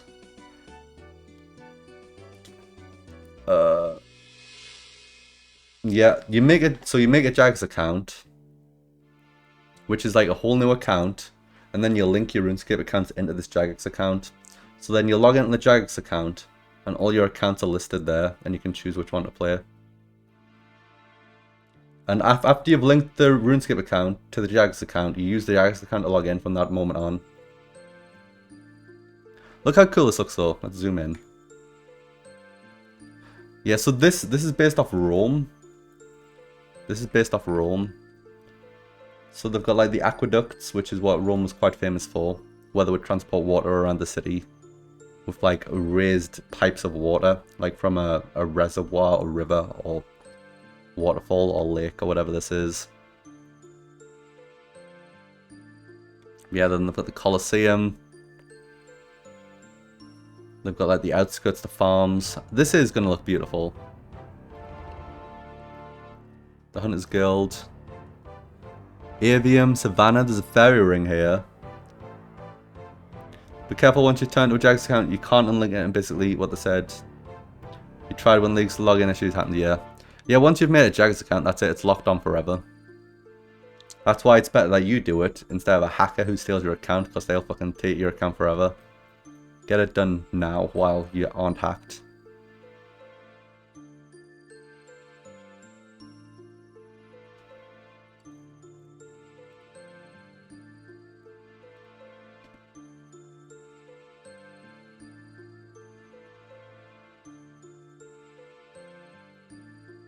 How many more pictures?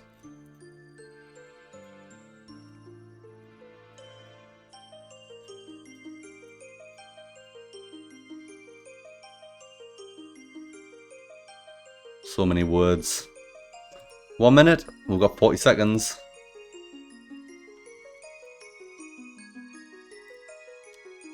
Right.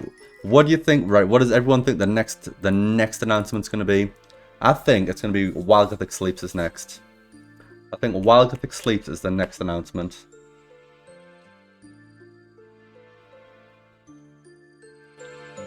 Slayer partners. I doubt it. I don't think it's that. No shot.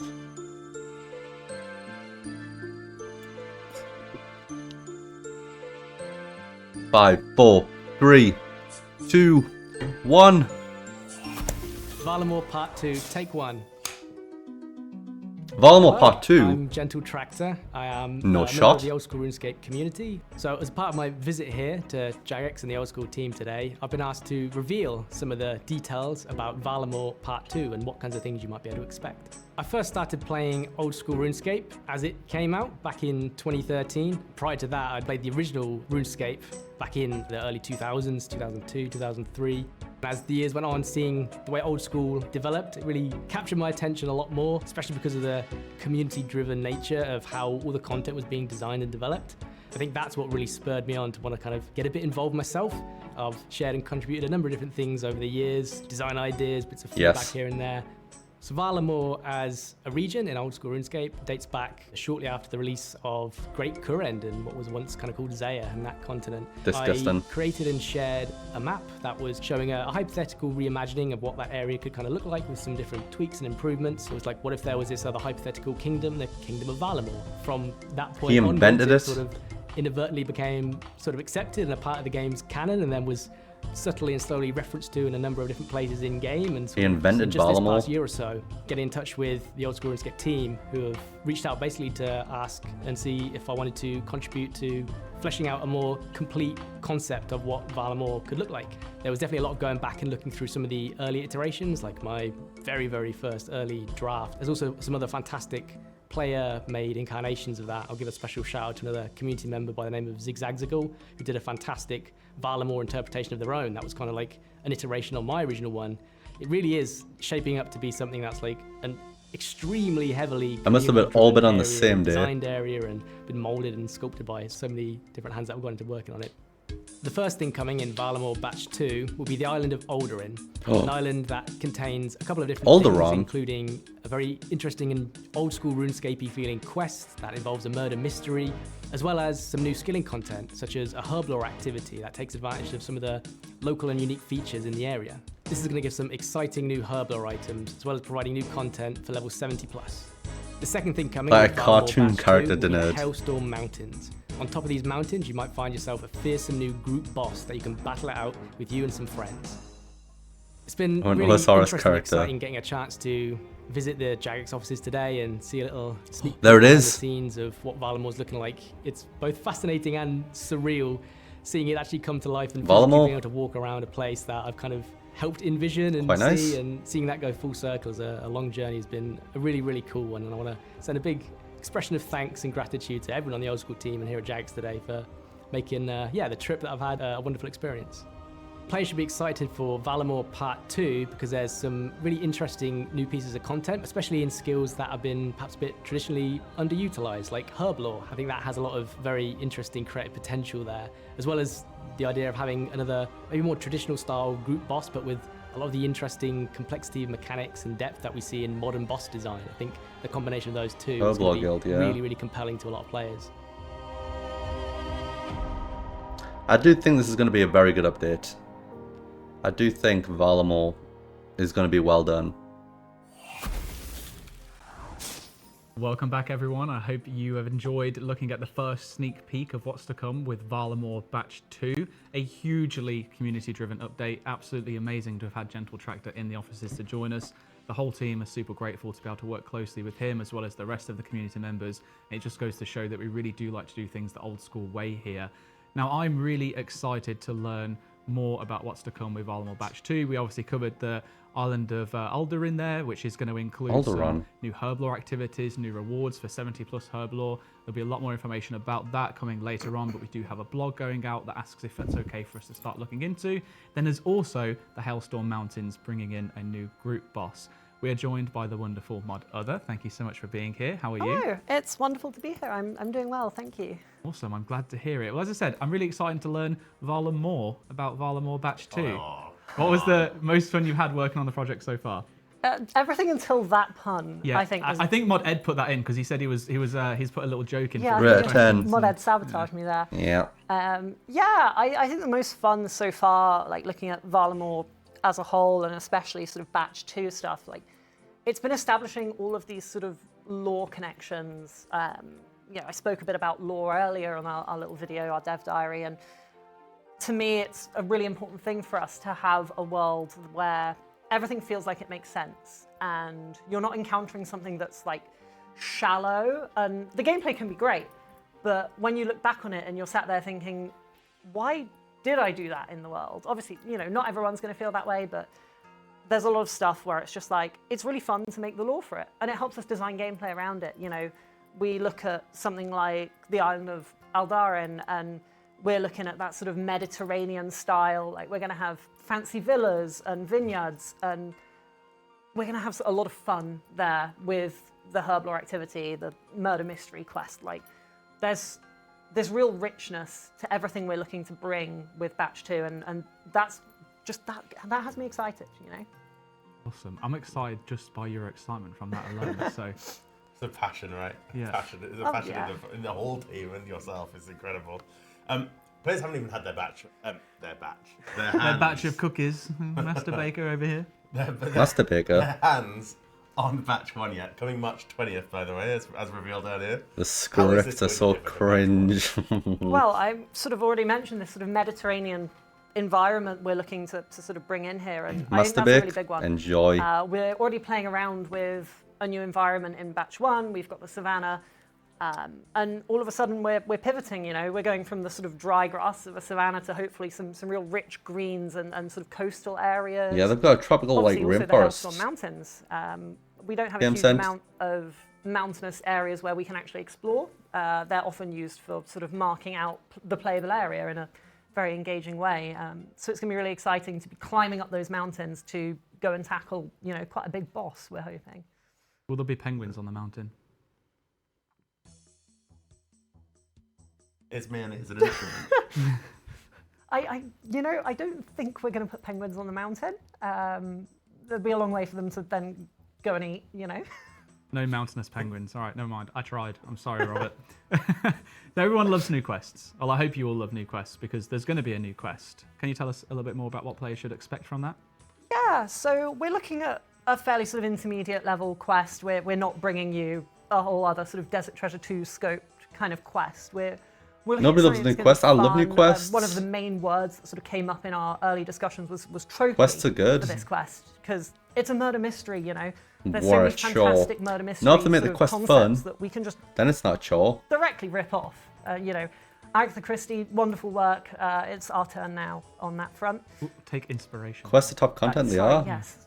We should be taking a very polite and respectful Content being inspiration introduced with from our quests murder is mystery very sort of important. forebears. It makes the content feel You know, we're looking a little like it into some belongs. interesting rewards as Like well. imagine they didn't add Dragon We're Slayer 2, they just added trying not to Warcraft out to this quest ice where, island, you know, and you that can was do it. because you like quests, but There would be like no we context want why it's people to there, feel and like, you would hey, have I've no actually connection with got something I'm Warcraft. engaging with this narrative. But doing Dragon Slayer 2, you understand So, why yeah, it's there. That's what we're aiming at with that quest. That was the Dragon Will it King. just be one quest players will get? You're all of? experimenting. Ooh, well. You saw it yourself we're with your own planning eyes. one larger quest with that murder mystery, but I believe we're intending to continue the Varlamore storyline as a whole through Batch 2 and, you know, we'll tease it, Batch 3 is Nah, going to I have love more quests. Varlamore Quests We've are storyline. said good. batch 3 already now, so the kind of cat's out of the bag Yeah. with that one. So awesome. 2 quests to look forward to then at least. At least, yeah. Nice. We also mentioned Even if you hold Herbal spacebar, you're activity, still there.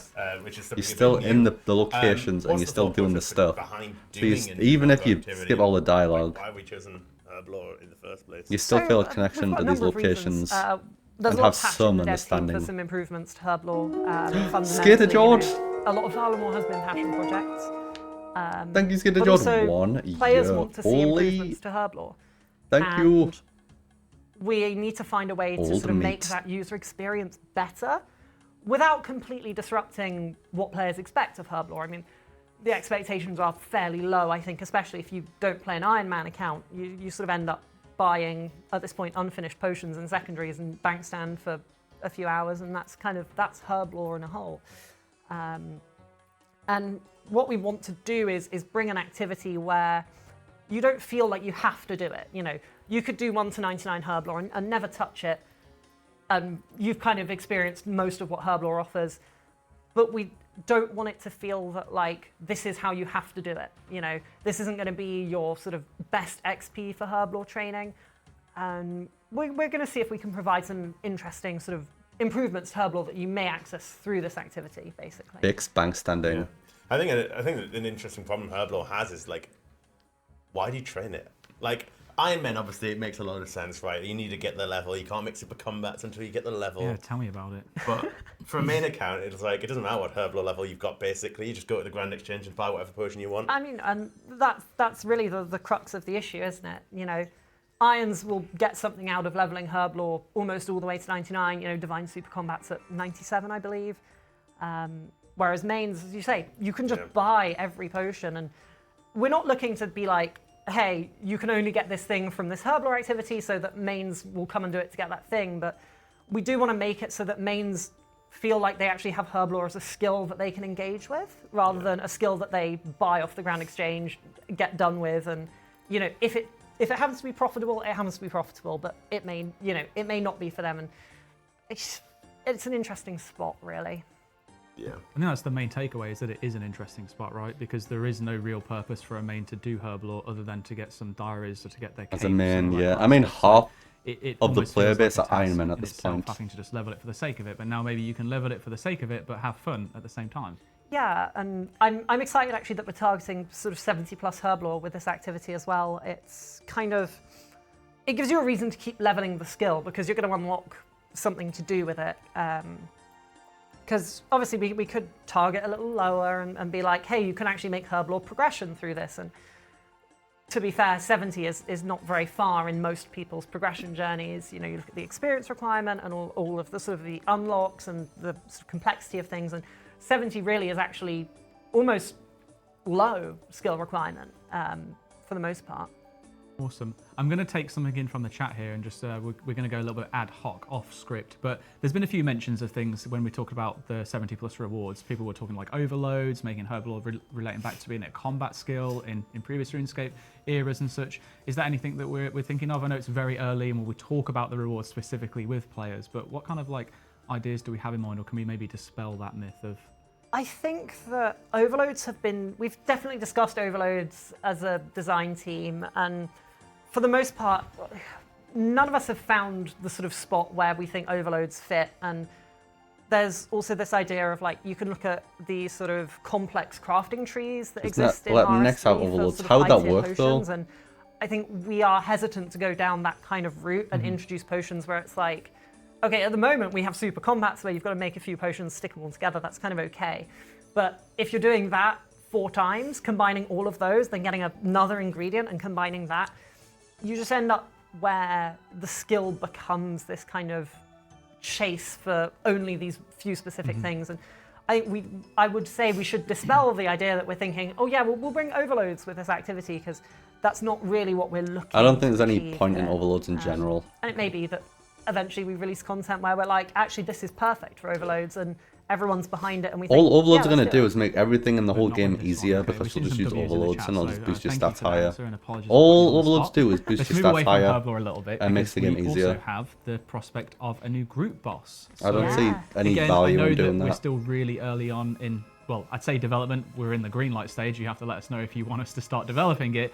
But it has been too long since we released an actual Yeah, group that's the boss. only other So difference, what are you Chase. looking forward to the most? Does it not in boost it regards higher to though? Working Don't on that overloads project? boost your stats higher than Honestly, your super combat potions? I'm really looking forward to having a boss that people are genuinely going to stumble over. Like, so many of our bosses I think we'll be are a bit of a fine if it trek. restored You've them. got to make the decision. But it I'm didn't going put to them go higher and I'm than going to the fight current this height. boss, and I'm going to gear up and I'm going to make that I don't think we journey. need to put it higher. And what But we I are think looking at like with a this group boss is something that restoration is super either combat potion directly would be cool. in the overworld, or almost that you could accidentally enter the area where it's in. Wow, We that's want cool. we want players to almost encounter it naturally and realise that they want to take part in the fight that's going on. Yeah, I don't know. And we sort of. I mean, it's better there are than really just cool things we've it's already better than just discussed playing a on it, fucking like, 4-minute video. We've done a lot of ad. humanoid bosses lately, and we've got humanoid bosses coming up in the Colosseum. And we're looking for something that's a bit more monstrous as well. And what better place for that than the top of a mountain, one of the most hostile environments we can imagine. Like, Wait. Giant penguin on the mountain. He's nailed it. We've got it. It's done. Ship it. oh, you're really going for that Cold War II, aren't you? Still sucks, yeah. Pitch it, you know, a giant penguin. Put it in front of the Dragon's Den of design, you know. Kieran, when it comes to consultation, me and you are going to create alt Reddit accounts. I'm already getting the background of the yellow text prepped. Yeah. We'll bring them in. All right, wonderful. Thank you. Is there anything else that you'd like chat or those watching at home to know about Valamore Batch 2? I think I just like chat to know that, like, Black background, yellow text. Yeah. we really have some strong ideas for this. I think it's really important to know that we have a That's how clear you make a vision Reddit right now. post. And whilst we still have green lighting and consultation, we Back- are really background. hoping that once we present Back- those ideas to everyone background. Is that what he said? and hold them, people No feel shot. as strongly as we do and as passionately as we do about the content that we're looking to introduce. Amazing. Fantastic words. Thank you so much, around. Monolith, for joining us. We really hope that you're excited as we are for Valamor Batch 2. Make sure I you feel go like check it's a out the bit blog early for to announce details, Batch as well 2 as seeing when the Batch 1 isn't greenlight even out for questions, 2 which months. We'll be ready for voting on at the end of the stream. But I think it's about time I feel like we it's a set bit sails into the premature next VT. to announce Part 2 already. But oh well. What is this? What is this? Sailing? What the fuck is that? Hello and welcome to Old School RuneScape Sailing Developer Diary. I'm Gnome, and today I'm joined by some of your favorite JMods to share new details about our first new skill. Hey, I'm Mod Husky. You all know me. I don't actually look like this in real life. Reflections? Oh my I'm god. Mod Lenny. I'm a little newer to the sailing scene, but I've climbed on board to help lay the foundations for how boats work in the game. I wonder if they'll ever fix the player mold and not have a fucking hole in the face. thankfully. Look at that shit. Since this is a Winter Summit video, When are they ever gonna we won't fix be covering this? all things sailing today. There's a hole in If you the need a face. reminder of what sailing is, check out my video Look that at went this. out during the Summer Summit. You And can we'll meet you see back straight here through when 'em. you're ready to dive in. That's your nostril. It doesn't go at the back of With your head. sailing, Look, we're trying to I strike can the see right through. balance where we can fit in as much content as possible. I can see without behind. taking years and years to release it. After all, if we tried to stuff it full of every type of content it could possibly have, we'd probably still be designing it in 2030. However, this is Old School RuneScape's first new skill ever, so it's important that we only release it when it's ready. But what Good, does it don't mean release to be it. ready? Many of our oldest skills are still being continuously updated to this day, Barely. and we expect sailing to evolve too. So while we do want to launch a fully realized skill, we will also be regularly updating it beyond launch. Okay, let's take a look at our roadmap. Only sailing will get As you can updates see, after we've this split comes the out. development Other process skills will into not get 9 updated major anymore. milestones, It'll just be which we're sailing aiming to updates. complete in order. We're currently on navigation, with the next stages focusing on primary gameplay, ship customization and crew system, What the? ship combat, and then secondary gameplay. Once those have been developed, we'll work our way up to more advanced gameplay that links the entire skill together. Islands and points of interest are hugely important to sailing, so we've killed loads of decided to penguins, tackle yeah. them separately, as they aren't dependent on the other milestones. This means that they can be designed and polled while other development work is ongoing. Underlying tech is our top priority so that sailing always feels natural at its core. Since we're expecting you to spend so much time out at sea, navigation needs to feel seamless and smooth, and we're keen for you to get your hands on it as early as possible to make sure that Whoa, we get adding it right. cars? We've now developed the core Adding cars to the infrastructure of game? the skill, allowing you to gain XP, level up, and view your level among your other stats. We've also looked at Well, issues is that such all as they've tying done? it into the max cape, so you can quickly get back to work at earning That's your all bragging they've rights done. back. You can also own boats of different types now, letting you build up your collection from small rowboats to much larger ships and galleons. Additionally, the team has successfully implemented the systems for boarding boats from a number of different ports and addressed what happens when you leave boats by different means. We've also tackled the multiplayer aspect of navigation, allowing you to board another player's boats or even steer if you're the navigator. Other aspects like boat collision, logging out to the sea, ship speed, and turning circles are still being worked out. How have We're they not currently done that exploring yet? how we I can feel make like it's taken them a interactions while work to make between boats this. and land to allow for docking or other exciting content later down the line, including combat. We'd also like to highlight some of the work we've done on the ship infrastructure system. Most of you probably saw our Focus tech on the demo cars, earlier yeah, it last seems year, like it. but a lot of that was a quick and dirty proof of concept Oh. just to determine whether or not the tech would even work. There were a lot of quick hacks, debug script, and some very clear limitations that we had to work around. I'll make this one short and sweet, and a regularity for me. But players can now train sailing from 1 to 99! Woo! We did it! Skill is complete. Let's Wow. ship it! Jokes aside, we've implemented the basics of core gameplay, and one of these aspects is trimming the sails.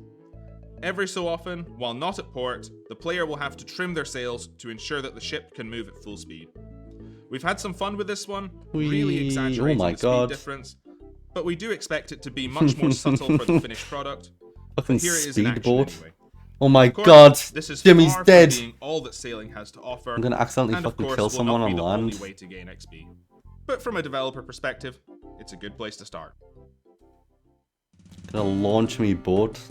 Since officially passing the poll, we've been able to get much more specific with our designs internally for sailing activities. And here are some of the questions that we've been discussing. What level do Private players server. unlock Oh, access to new dolphins. activities? How does the gameplay change for these activities as you level up? What kind of facility upgrades can players choose from, and how do these impact each of the activities? How do crewmates, or other players, impact the gameplay? And what exactly is cargo and salvage, and why should the player care about them? We have all the answers to these, and much more, but we're not ready to share these just yet. But rest assured, we will be asking for player feedback when we can, and that feedback will be crucial for helping us develop lots of fun, satisfying, and rewarding activities. We've also started to put together a rough outline of the player journey. Early game, from levels 1 to 50-ish, you will likely be focused around Port Sarim, start moving towards Catherby, and then Port Khazard. You'll then be able to work towards unlocking large ships, which will enable further access south of Port Khazard into the open seas. Mid-game, around 50 to 80, will focus on large ships and fleshing out your crew. There will be a real sense of exploration here, with access to new content and new secondary training methods, which will involve non-sailing Buffering, oh no! skills. Late game, around levels 80 to 99, you can finally look forward to colossal vessels and more complex gameplay. We want our end game sailors to feel Oh my rewarded god, for it's a their Sea time, Troll so Queen expect again. a large number Recolored of again. meaningful unlocks at a regular cadence. Especially because levels at this point Look how feel big much he is. farther apart and tend to require a much greater time investment. Of course, the key to sailing is that awesome feeling of exploration, so we don't want to force every single player to experience the exact same way. However, Wow. the beats of this player journey will be a useful reference point for us during development, just to keep us all on the same page. Betas are incredibly important to us, and we're expecting to offer at least 3 opportunities for you to get your hands on the content before launch. Though we can't give Postponed specifics on when just indefinitely. yet. The first Tech Alpha will launch at the earliest opportunity and will focus on refining the navigation experience, ensuring you're all comfortable and engaged while traversing the sea. Our first open beta will address ship customization, crew management, capsizing, and ship combat, offering a comprehensive preview of all 4 features. If development goes well, we may also have some early game content here too. A second open beta felt is they've currently barely planned as done a sailing anything demo, offering all of the since, above like, as well as new it gameplay being mechanics, locked in. Like, they've secondary barely done gameplay, anything. and some islands and points of interest to explore. This beta will take place very close to launch and will heavily influence our launch date. So far they've put the We're skill also not in ruling the out skills additional tab. betas if needed. You can level it up. Let us know what you And you think. can get ships. That's all they've done in months. There's no shot.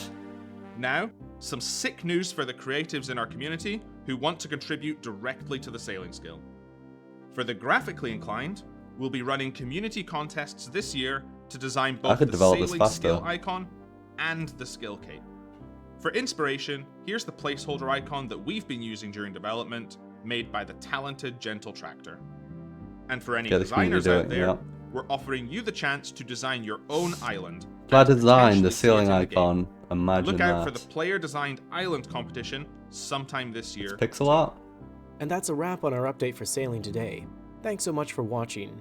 This has always been a community-driven project, and we intend to keep it that way, so stay tuned. On that note, if you voted no to the skill, check your inbox for a message from Mod Light, Community Manager on Sailing. We're asking you to fill out a 5-minute survey and help the team make meaningful changes. Shit, Mod Light's to sliding improve in your the DMs of the experience no with skill. borders. Let's go. Increasing feedback representation from all player types will be incredibly important as development continues, so be sure to stay involved and make your voice heard.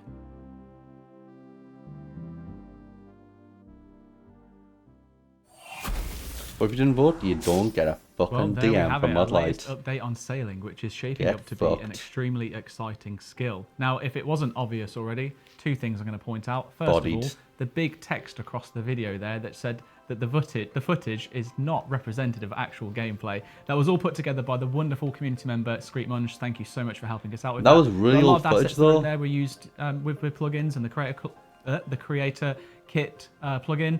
There's no so shot. yeah, they're not representative of what you'll actually see in the game. So don't worry. I know some of the ships look small, some of them look large, and all that kind of stuff. There aren't going to be rockets going off to the moon either. At least not yet. Maybe when we introduce space exploration as the next potential skill. Who There's knows? no point And in then the space second thing as exploration well in is this that game. You can already go it's to the probably moon. pretty clear that we're not with going to a be ferry releasing ring. announcing a release date for sailing just yet.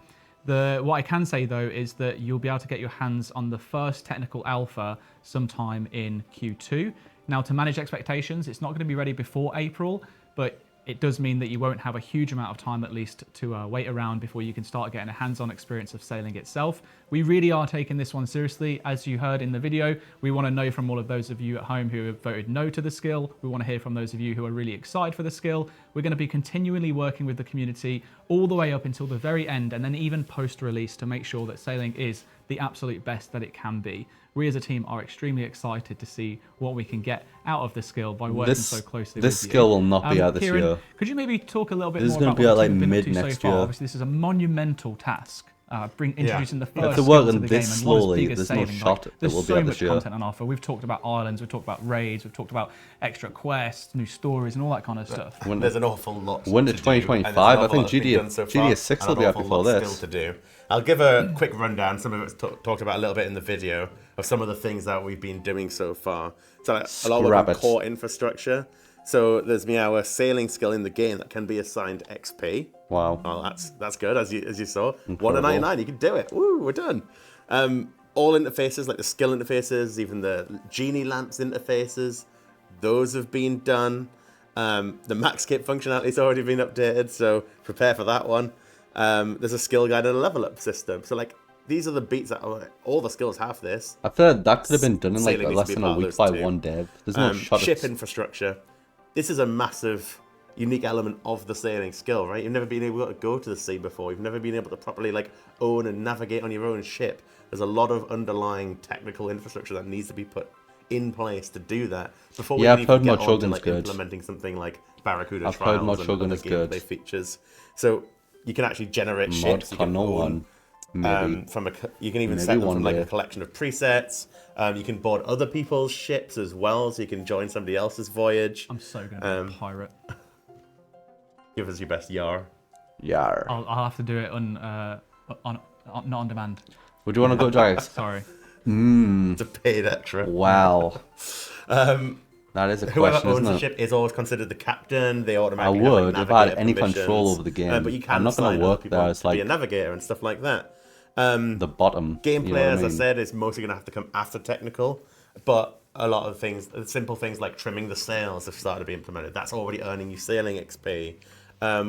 Ships are now able to move at different speeds.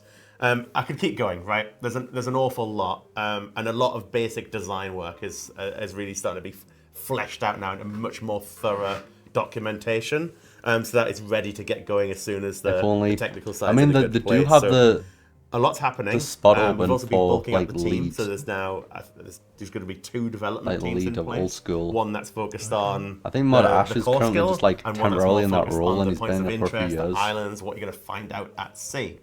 But yeah, it's looking really good so far. Super exciting. Yeah, that would be good, Hero. I do like the pirate and penguin There you go. storylines. Now, I But think there you could kind have of been covered expanded it, but world selling as well. let's just address but- it like head on, because I'm sure many people at home are wondering why sailing's taking so long.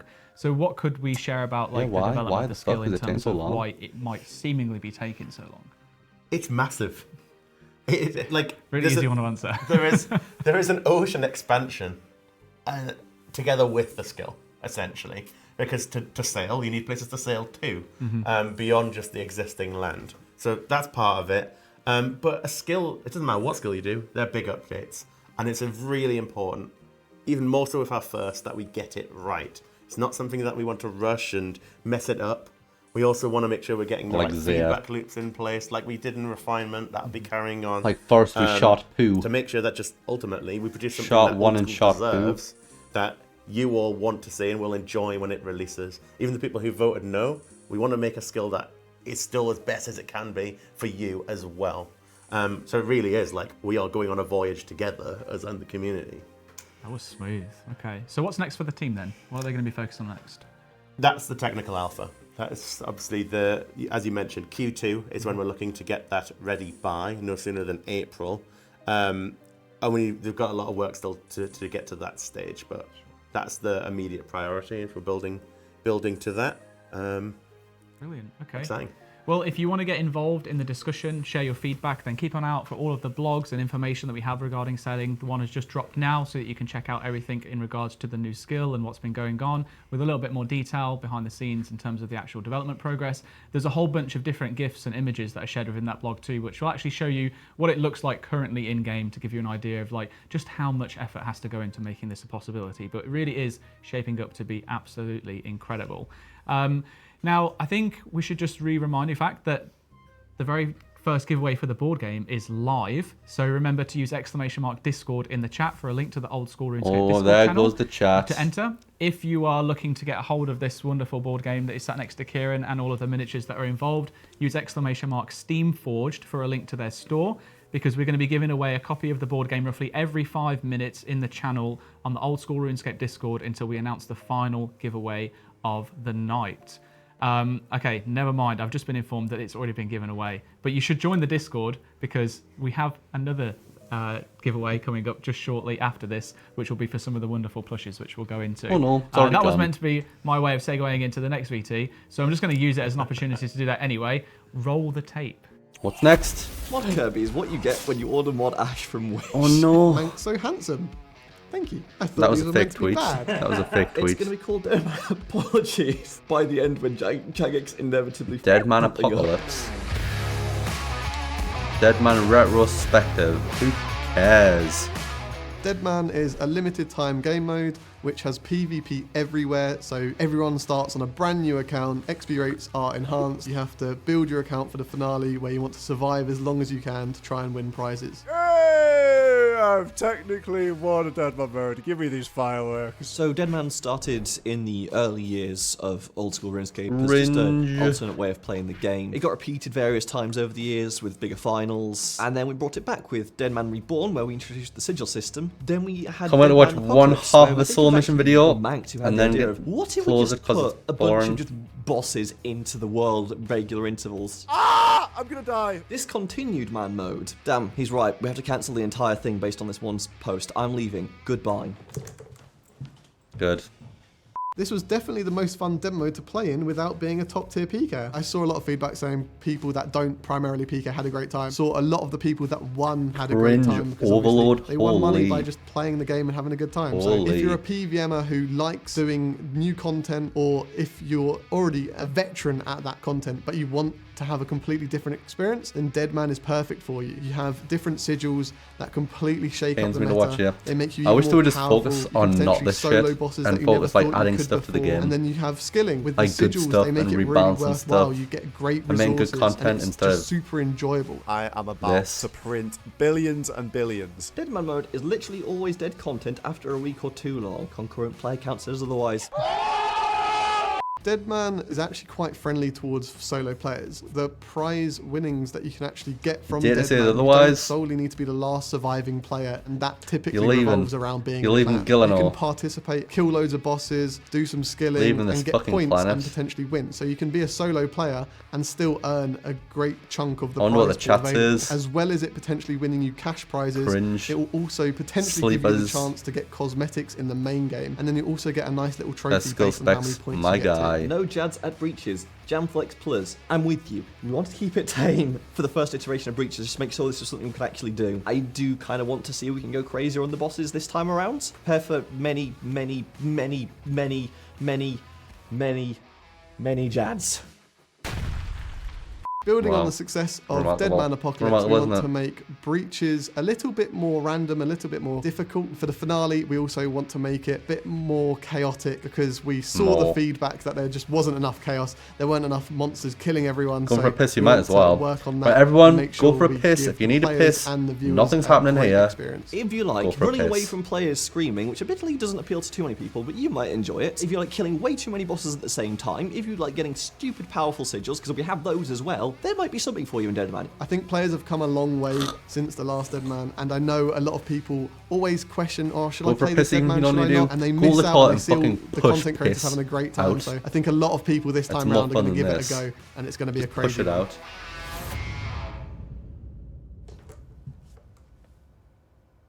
Try it. No. How about no? a bit close to the camera there. How about A now? little bit close of a Kirby. Some great insight into Deadman Apocalypse. Hopefully the next one isn't a Deadman Apologies, as alluded to there. Again. Teehee. We're now joined by Mod Manked. Welcome, how are you doing? Doing wonderful. Very excited. Well, there's inside Good that stuff. Well, before we get to some questions, I like believe, reinvigorate Mod the A is a bit wilderness. miffed. Make the a wilderness little bit. better I mean, I instead don't want of to make this too much of a big deal about it, but I think PvP Kirby was Deadman mistaken. mode. Just do I have a wilderness. feeling that I was the one that suggested the monsters spawn havoc across Gillinor. Was it not Manked? No, it No? was me. You may have brought the vision to life, but I brought the vision to paper. No, you did a really incredible job, though. I'm so grateful to have had you join the team. You and Kirby absolutely smashed their last Deadman with Daizong as well. Really looking forward to what can come with the next Deadman, and so happy that we've been able to announce one so early on as well. So absolutely over the moon with that. I think you guys are going to have to duke it out over there. Well, fast forward this. over who came up with Yeah, the I'm idea. a lover, not a fighter, you know. It is what it is. It's All right, fine. question time. Were you with Deadman Apocalypse? I think it went really well. The breaches were a nice addition. It completely changed up the meta, kind of gave people a reason every day to log in and engage with the content. We had trinkets as well and blighted weapons that, again, just very different to Deadman. So it was just a nice change of pace, something new for players to engage with. And yeah, it was really successful. Awesome. So what kind of changes would you want to make with the next Deadman? I know we covered a few in the video, but are there any key ones you want to point out? So I've got several pages worth of feedback from players, which is amazing, that we want to implement. Obviously, I think the finale was a little bit underwhelming, so we want to create a bit more chaos in that, make it a bit more exciting for the players and viewers as well, and just overall make it just as good as it can be. We've got a great foundation with Deadman Apocalypse, so hopefully the next Deadman will be even better. Are we expecting sigils, more, the Next same, course. better, stronger, weaker? Rebalanced, yeah. Okay, Great. all right, looking forward to it. It was honestly such a good addition with the Deadman Reborn. So glad we're carrying on with that too. I just want a wilderness someone who's expansion, not even tried though I Deadman? won't, There even might though I be will still not some really people use the out there who wilderness. haven't given it a go. A wilderness expansion Why would should be they give it way a go better this for time? the PKing community instead So of this. Deadman is similar to Leagues, believe it or not. Make the wilderness not dog it's similar shit. because it's enhanced XP rates, everything's different, the meta's completely different. So you can just play the game that you love in a completely different way. And yes, there are PKs running about, but you can just engage with so much content and it's so much fun. Also, last time the prizing, we did it very differently. You could basically PVM the entire time and you could earn prizes, cash prizes from doing that. So we mixed it up so it wasn't so clan orientated and yeah, regular players that, you know, might work a 9 to 5 could still actually win Deadman. Who knows, maybe in the next Deadman could be some main game cosmetics as well. That would be exciting. That'd definitely make me want to continue playing past the point where I die and lose everything. Yeah, wow. Okay, I'm going to ask the big Well, question. well, When can you we are. expect it? When's Very Deadman coming? good. Summer 2024. No way, it's going to Summer. be this year, let's go. Okay, I'm really looking forward to working with everyone on Deadman. But Deadman is just one part of PvP, What a right? There are handsome so gamer. many other Seb. areas within the game. We've done Say his a huge name, Mike amount Midge. in the last year in regards to PvP. There's still more, but you know, between the Wilderness Boss rework, Bounty Hunter, obviously the longer That's awaited it, you return of cancel Deadman your resub to Apocalypse. OSRS. We've still got things like the Pol Bodied. 80 improvements, as well as improving what we've already got in This game is as always it the is. worst part But of the we summits. do want to look The at a little bit fucking more this game year in mode terms shit. of PvP, don't we, Max? Oh, of course. His name's I've Seb. heard some Hell yeah. rumours of the Chaos Temple being invaded by undead pirates. Do you want to maybe tell us a little bit about what that could be alluding to? Yeah, What? so basically we want to introduce a new low-level hotspot into the wilderness. We think that currently all the activity happens between 20 and 40 wilderness, and although that's fine, we do want to encourage people to be able to use different builds because so many people have so many cool accounts that they just can't really use that right now because you have to go quite deep wilderness and then really high levels can attack you. So we want to change up the meta a little bit and mix it up and give those players something to engage with. Awesome. I'm going to be a little bit cheeky and go over some of the rewards that are proposed. And there is a blog coming out if it's not already out. The one What is the team this? behind the scenes are putting those live as we speak. But we are looking essentially at some rewards that are really focused towards PvPers. And I think one of the main things to emphasize with this update, and I'm sorry if I'm stealing from your thunder here, Max, but it's about targeting updates for people who really care about doing that type of content. So if you're a PvPer, this update's going to be for you. It's not about bringing non-PvPers in and then having them as bait, for example. It's more about creating a hotspot that suits the type of players in the levels that we're expecting them to be in. And the way that Chaos we're going to be Temple. doing that is by targeting it with rewards. So the first reward that we'll be talking about, and just to preface this, these are all things as ideas at the moment. We want to essentially get your permission to say, should we look into exploring more of these, or at least improving the wilderness? And then we'll consult on whether or not these will actually come into the game. But we have the Chivalry Prayer Scroll, which provides an alternative means to unlock chivalry. Let me talk about that a little bit. Yeah, That's so weird. we don't want to change how players currently can unlock it, because otherwise that's quite Unlock unfair. We don't chivalry force with a people, prayer if they scroll. want chivalry, to go to the wilderness and have to get it. So you can still do the quest as you normally would, and you'd unlock it that way. However, if you're a pure, maybe you can't undo that quest and use that. As long as it's not current prayer, piety. we're going to give you a way to be able to do it. It's going to change up the meta for those accounts. It's going to let those accounts fight against higher combat levels that have those Wilderness better prayers that they warbands. currently don't have access to. So it will just hopefully even it up, give more players more content to have access to, and it should just be great overall. I think so. I think the blog does a really good job of explaining the reasoning behind chivalry being opened up to more players. But if I can remember correctly, I mean, they might as well, because chivalry does not really get is that used. Chivalry is quite a dead prayer as it is. You know, Yeah. it's not really used by many players You just because use you piety. typically have access to piety if you've got access to chivalry. And Yeah, I think the this is actual fine. benefits that It's you get weird, from it are but I quite think this is minor. fine. It's like a 5% increase overall. But what it does do is it opens up PvP to be more accessible, because your alternative to chivalry is to use the 3 standard prayers. Yeah. You know, the ultimate reflexes, ultimate strength, and whatever, the steel skin, I think it is, maybe. I've probably just crucified myself live on stream here. That's like 3 extra clicks to do every time that you're switching, whereas you can instead just use 1 prayer. So for a lower level pure account, which is way more accessible and easier for players to get into, that entry point is like the perfect time to be getting into PvP. It will help that, and it also helps, as you mentioned, bridge that gap a little bit between different combat builds. We've also got Adamant Seeds, which will be mithril seeds that instead of pathing you west, will path you east. So it opens up a little bit more variety in terms of movement, your escapes, maybe even catching. Oh, we're gonna have like that rune clutch seeds that make kill. you go north. The blip blocking scroll, which was not fun to read out multiple times, Dragon I can tell you seeds and you go that, south. which is a rare scroll that can grant you the ability to block the teleporting powers of the Elder Chaos Druids, because I imagine you're going to be spending quite a bit of time there if you're killing the pirates, right? Yeah, definitely. I've had experiences where I've been just doing a Slayer task and I've been teleported hundreds of times when a PK is on me. So having that scroll would be very welcome.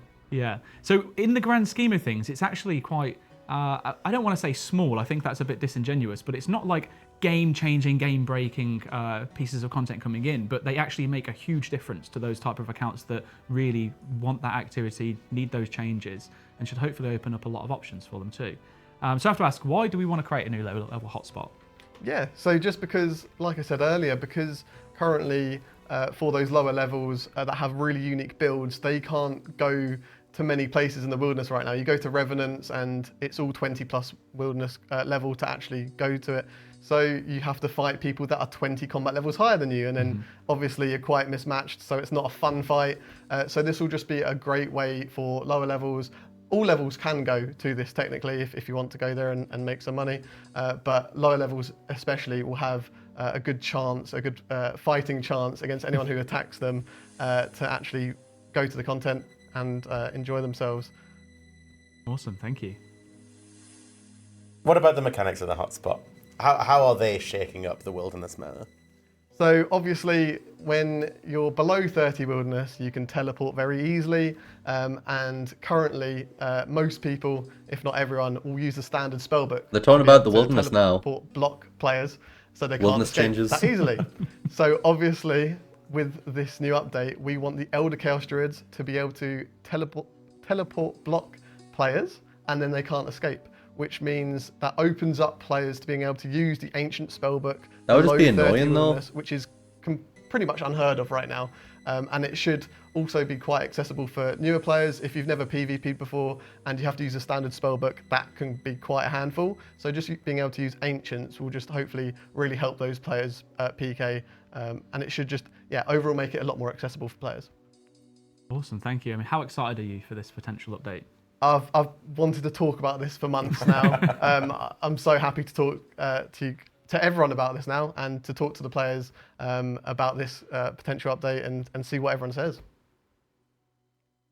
I love that it's bringing life to areas of the wilderness that just don't really see much action anymore.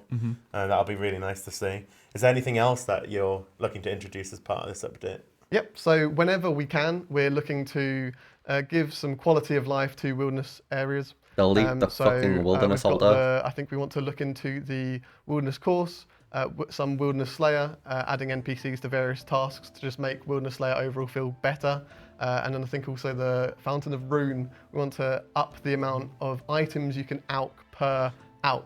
So if you're willing to bring 1,000 rune plate bodies, for example, there, then you could alch 30 at a time, for example. So Quite if you've a lot, got isn't loads of stackable items, you can get through them really fast, but you need to be willing to take the risk because you never know, PK could be there. I think that's fine. I don't know about 30, maybe 10. Way of changing 10 at a things. time would be cool. All information about those extra little changes that we want to make, they're included within the blog, or at least touched upon. So make sure you go check that one out.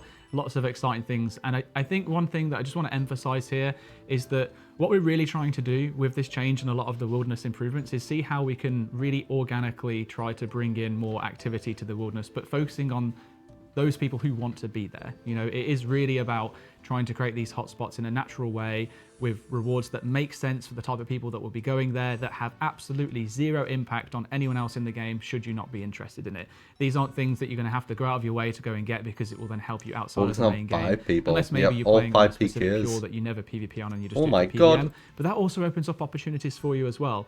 One of the beautiful things about RuneScape is that it can be played in so many different ways, and we cater to so many different account types in this current day and age. We make changes and updates for everyone across the board. I think it's about time that we started showing some love to those more underappreciated and deserving, really, players that have helped keep the game floating all of this time as well. So have a check at the blog.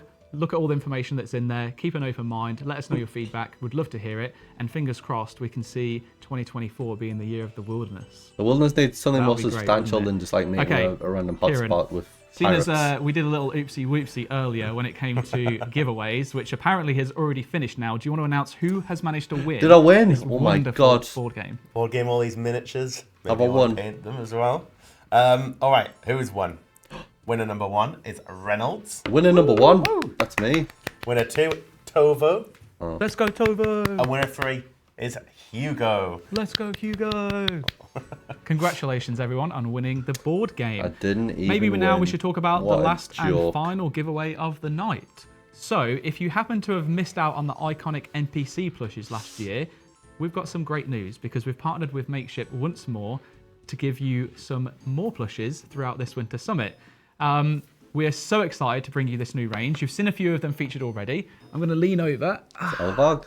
and get my little baby Elvarg. Look how cute Elvarg is. It is actually so freaking cool. I cannot describe how detailed these are. They feel incredible. They've all got their own cool little accessories. You saw Vorkath being held by Mod Other earlier. We have Mod Manked with KBD on his lap, which is, they're honestly genuinely incredible. I don't know if, Manked, can you maybe like reach up behind you and just show off both of them? I'm going to use you as my model now because I got told off last time for being too awkward with them. So I'll let you guys fanboy over them whilst I read through. So yeah, you can get your hands on Elvarg, KBD, and Vorkath in plushie form. Yeah, we're all as you can stuffed see, dragon. KBD and Vorkath are both jumbo plushes. Each Ooh. of them come with accessories, including their very own set of dragon bones.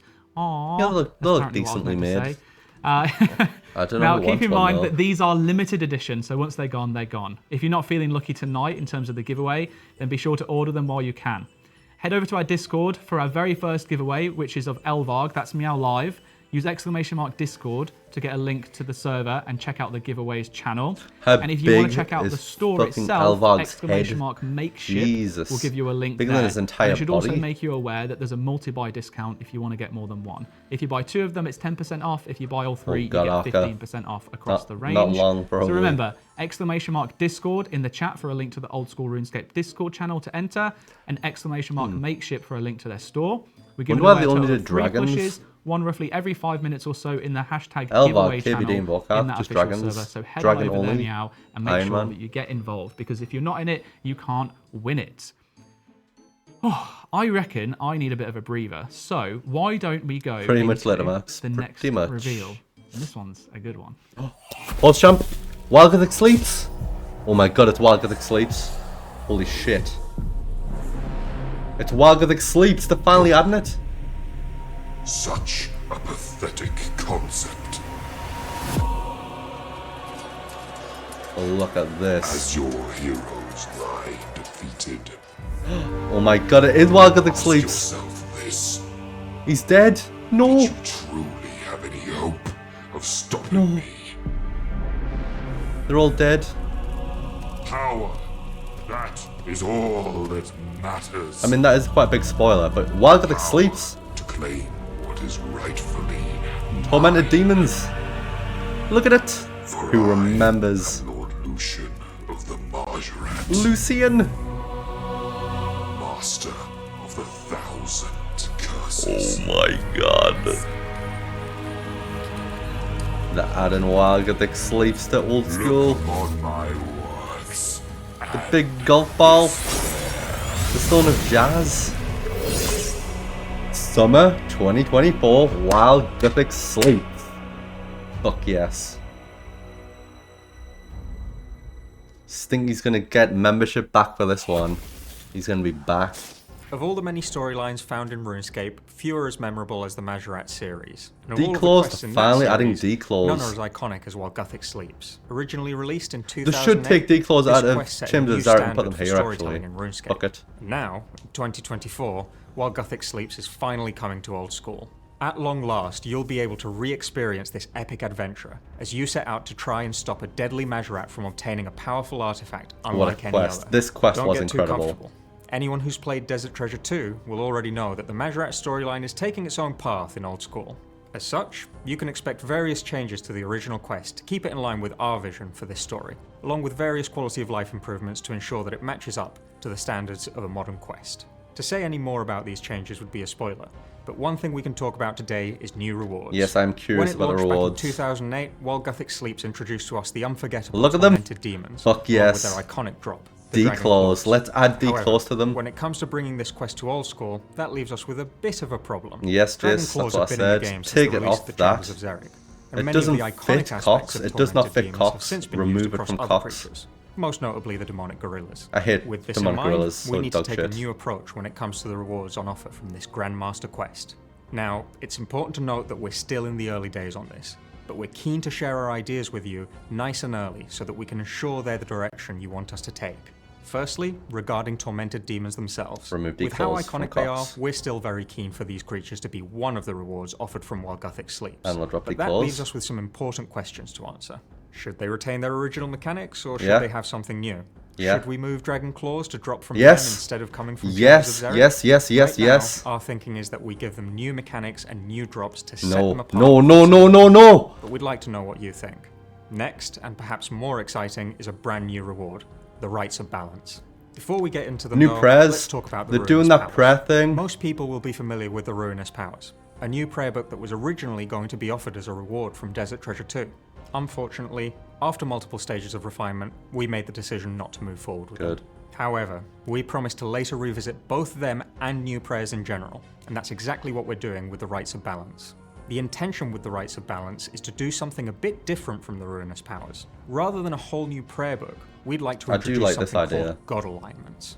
The idea is that God Alignment prayers are a No, small God set of Alignments is a prayers good that are idea. part of your main prayer book. The prayers vary depending on your current God alignment, but you can only be aligned to one god at a time.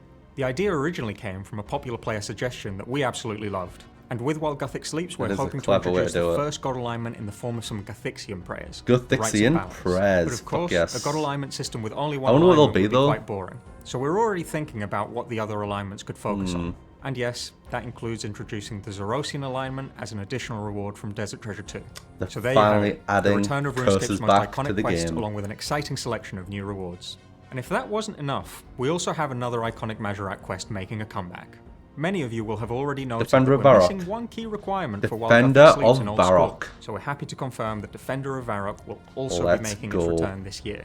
Just like with While Gothic Sleeps, this will be the Defender of Varrock you know and love, but with various changes to account for the future direction of the Majorat storyline, along with a range of quality of life improvements as well. And with that, all that's left to say is thank you, and we Maybe, look forward to Jason. sharing more information with you very soon. Maybe. Yes. Yes. Yeah, that's good. This should put declaws on them and remove it from Cox though. I am hyped for While Gothic Sleeps. I remember playing that on launch day back in 2008, I think it originally came out, right? Really looking forward to seeing that come to Old School. Those of you who've been paying attention might have seen we released a big Marjarat quest last year called Desert Treasure 2. It's something we've been working on. And now, obviously upcoming, Defender of Varrock and Wild Gothic Sleeps. For now, it's time to talk to Mod Ed to find out Mod more. Edward, let's go. Mod Edward. Is he getting old yet? You're just so bad at doing it naturally. Right. Questions. Let's start with Defender of Varrock before we get to the big one. Wait, no, there's a big question before then. Is there? Mod Ed, how are you doing? You are unbelievable, both of you. I'm doing well. I'm doing We've been well. showered with I'm doing well, compliments thank today, you. know. I'm feeling good. I'm on top of the world. I'm glad that you're good. I'm sorry to have interrupted your flow there. Sorry. Obviously, Defender of Varrock, before we get to the bigger Wild Gothic Sleeps, like, we've released content from post 2007 before, but it's the first time we're doing this for a quest. What is the process like for taking a quest from 2008 and making that work in Old School? Yeah, it's as you say, like bit of a new one for us. We've sort of we've tested the waters a bit by bringing Path of Gluffrey and Land of the Goblins in, but they were quests that we already had pretty much complete in the Old School backup. So with Defender of Varrock and of course with Wild Gothic Sleeps, it's going to be taking a quest from It's one of the best. From after that, taking a quest from RuneScape and bringing it into Old School. And people will have heard us use the word backport before, but I'm here to abolish that word today because what we are sort of looking at with these is. I guess if you look at what other games do, like remastering, recreating. Maybe some of the stuff we've done in the past would be the equivalent of when games get a remaster. Yeah. Like we've just ported it over. Like we've kind of done that, I guess, with like. They're making it again from the ground up with that as a template. With Defender of Varrock and Wild Gothic Sleeps is more what we'd call a remake. So. We're grabbing the stuff from RuneScape as a starting point, and the tools team have given us this amazing new suite of technology to be able to do that in a way. I've already watched this. No, I just understand what they're doing. Pretty much, actually, as soon as we've got it working in Old School, the first thing we're doing is then taking an axe to a lot of it. It is really important that these quests they're Old School quests, and we've been using Defender of Varrock as sort of like the test bed for this process, sort of like with it being a smaller quest, using it to sort of like work out the best way of doing things, so we can then put that into practice for Wild Gothic Sleeps as well. And yeah, it's very much making sure that we're not just, for lack of a better description, copying and pasting, but then at the same time, what would be the point of doing this if we weren't still staying true to those stories? Defender of Varrock itself was written by Paul Gower. Like, as far as Old School RuneScape goes and nostalgia, like he's a fairly important guy. Yeah, so you could say he's up there. Yeah, he's like what, maybe in top 10, maybe. It's gonna be cool to see Lucian. So it's really important that we still stay true to in those really old that quests. rich legacy. Like that's what Old School is all about, the rich legacy at the end of the day. And bringing these quests over, it's very much about sticking to that. So yeah, that's why I like using the term remake. It's something that it stays true from to Close the story Cox, that I they were agree, telling, that it is what stays true should to be those quests. done. This is still Defender of Varrock, but it's our take on Defender of Varrock. Java and then gaming it's going to be the experts. exact same when we move on to Wild Gothic Sleeps as well. That I mean, as we saw in the trailer, like. This is Wild Gothic Sleeps, so it's not anything else, but it's going to be the Old School take on Wild Gothic Sleeps. The world wakes I think that next. sounds I like the hope best way to not. approach it. Yeah. I think that's a bit. We have the benefit of hindsight. It's a bit too and far. It would be a shame not to use that as well, right? Once To- the world to works. improve where we can spot improvements and so on too. For sure. So assuming TDs that were players 6. want it, Yeah, they were. because obviously it's got I to love get through the green TDs. light. When Honestly, can we expect to see tormented Defender of Varrock in gorillas Old School? are a fucking So yeah, as I mentioned, because we've sort of been using this as a sort of dog like shit. a test I don't know bed how to else sort to of say like it. see if we The see what we fucking can do and see dog how this shit sort of process version of would what work TDs for are. future quests. The nice thing about that is that if players want it, we can actually deliver it very soon. In fact, If people vote yes in the poll, we'd be looking to deliver Defender of Varrock next month. No shot. Okay. That's soon. Extremely soon then. All right, this Defender of poll Varrock is next gonna be month. Extremely important, folks. So Let's go. Make sure you do when it does go live. Yeah, I never did them either, vote. Jace. They look 'Cause I cool when you also watch like recall old that we videos are from looking 2008. to consult the community on some of the rewards from that quest. Christmas as well. then, So we'll need yep. your help to make sure that they are as good as they can be ahead of its release. Early August. We're going to be working non-stop to make sure that happens. So, Defender of Varrock aside, there's the much bigger elephant in the room, Welkavik Sleeps. How does it feel to be bringing that iconic quest, one of the most iconic quests in I would say RuneScape history, the most to iconic quest.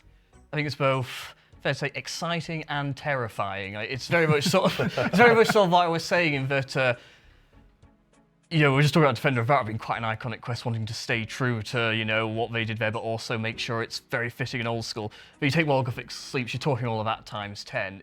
This is, you know, let's not beat around the bush, like as most people will say, even now, all these years later. But Welkavik Sleeps is their favorite quest. It is the greatest quest I've ever played. It is and, true. I think even people who don't feel that way can certainly probably still admit that it was the one that changed what storytelling was in RuneScape. It was the one that epic. was a very It clear was incredible. step up in sort of like the standards and things like that. So it is. It's a bit daunting to be bringing something like that. Like Welkavik Sleeps was like the as I was first saying, grand how do we make sure quest that that we stay true RuneScape to ever this had. quest? Make It sure was the it's first still like very huge, immediately recognisable as epic Welkavik Sleeps, quest. but make sure There was that, nothing it like also that feels before. like an old school quest, both in within the gameplay. Obviously, 2008, bit of a while ago now. Like things have moved on a little bit. We were sort of obviously we've been looking over these quests already, and one thing Welkavik Sleeps loves to do is you have to right-click everything. There's like hidden right-click options on everything. It's like a bit janky, especially on mobile. Things like that. Also, Yeah, wants to tie from the gameplay side, but also the narrative side as well. Cool, young.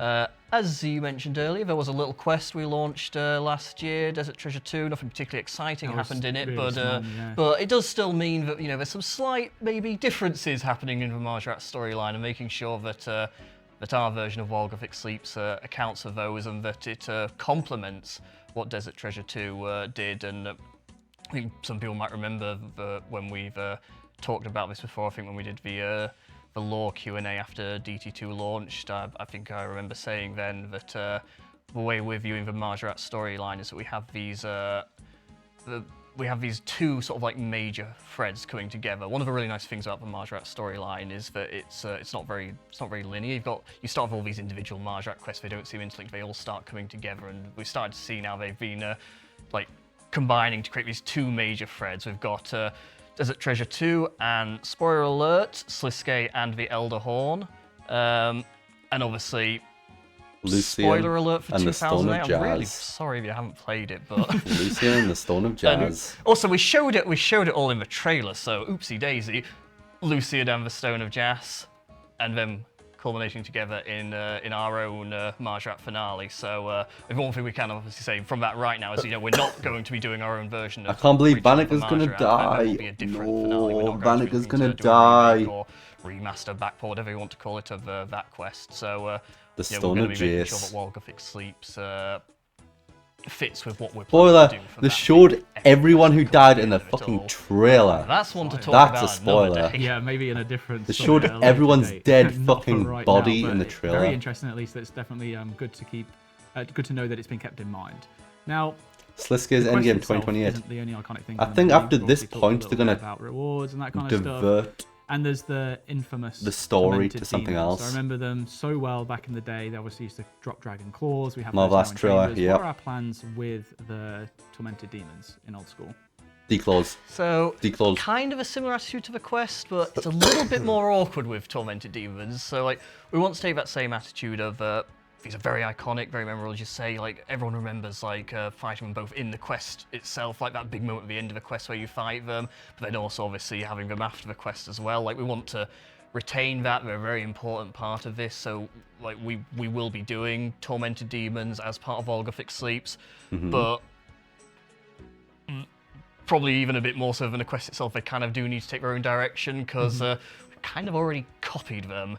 A few years ago, when we didn't have the benefit of hindsight, I never thought we'd be doing well. Let's just do that and put it in Monkey Madness 2. Delete and now those we're sat here shits. going, crap, we shouldn't have done that, should we? No, but undo it. We're here now, Change so those. we need to Change those. find that sort of mid-ground between retaining like what made them iconic, but also giving them something new and Change fresh. the That's fucking both in shit, their gorillas. mechanics, the way you fight them will likely be quite different, but also obviously the rewards.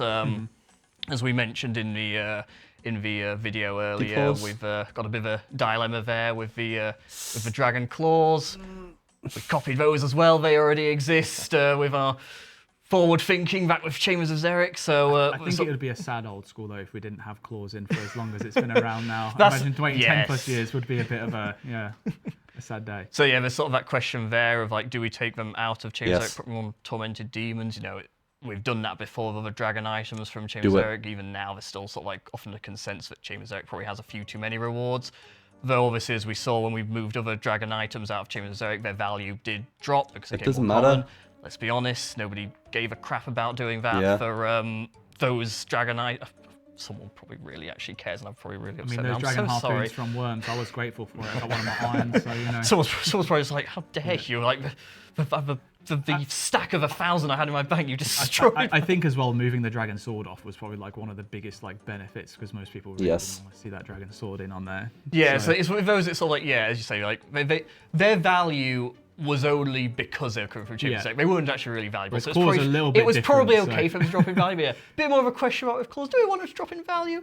Probably not. Just make but- them rare as fuck. So we'd probably have to make them rare if we did do that. There you Even go. then, we'd probably still want to do something new as well. So Yeah. there's a few things for us to think about there, and what direction we want to go in. We're going to be asking a couple of Just like the poll, Dragon we're gonna ask a couple Warhammer, of, like, that comes from an opinion easy questions, boss. sort of, It's like, gauge what expensive. direction people want Just us make to it take rare. with those. That's the beauty of what we do here, isn't it, right? Is that if we It's can't make easy. a decision ourselves, and well, pretty much always when it comes to something like this, we ask you what you want because you're the ones that will be playing for the rest of time just alongside of us. So Make it expect one in to see that and 1 you'll in be able to take the 10,000. decision Can you of what actually imagine? happens 1 in with those. So, looking forward to seeing how it 10,000. comes together. A really good way of That would wording be a it. bit My way- ridiculous, My I way of think. wording it would just be, I don't know what to do, you decide. 1 in 10,000 It's all right, tormented it's demons. You can tell who the community manager is.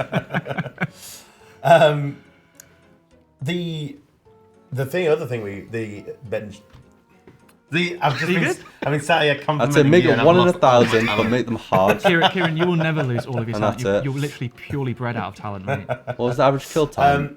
Probably was we over a mentioned the minute. god alignment system.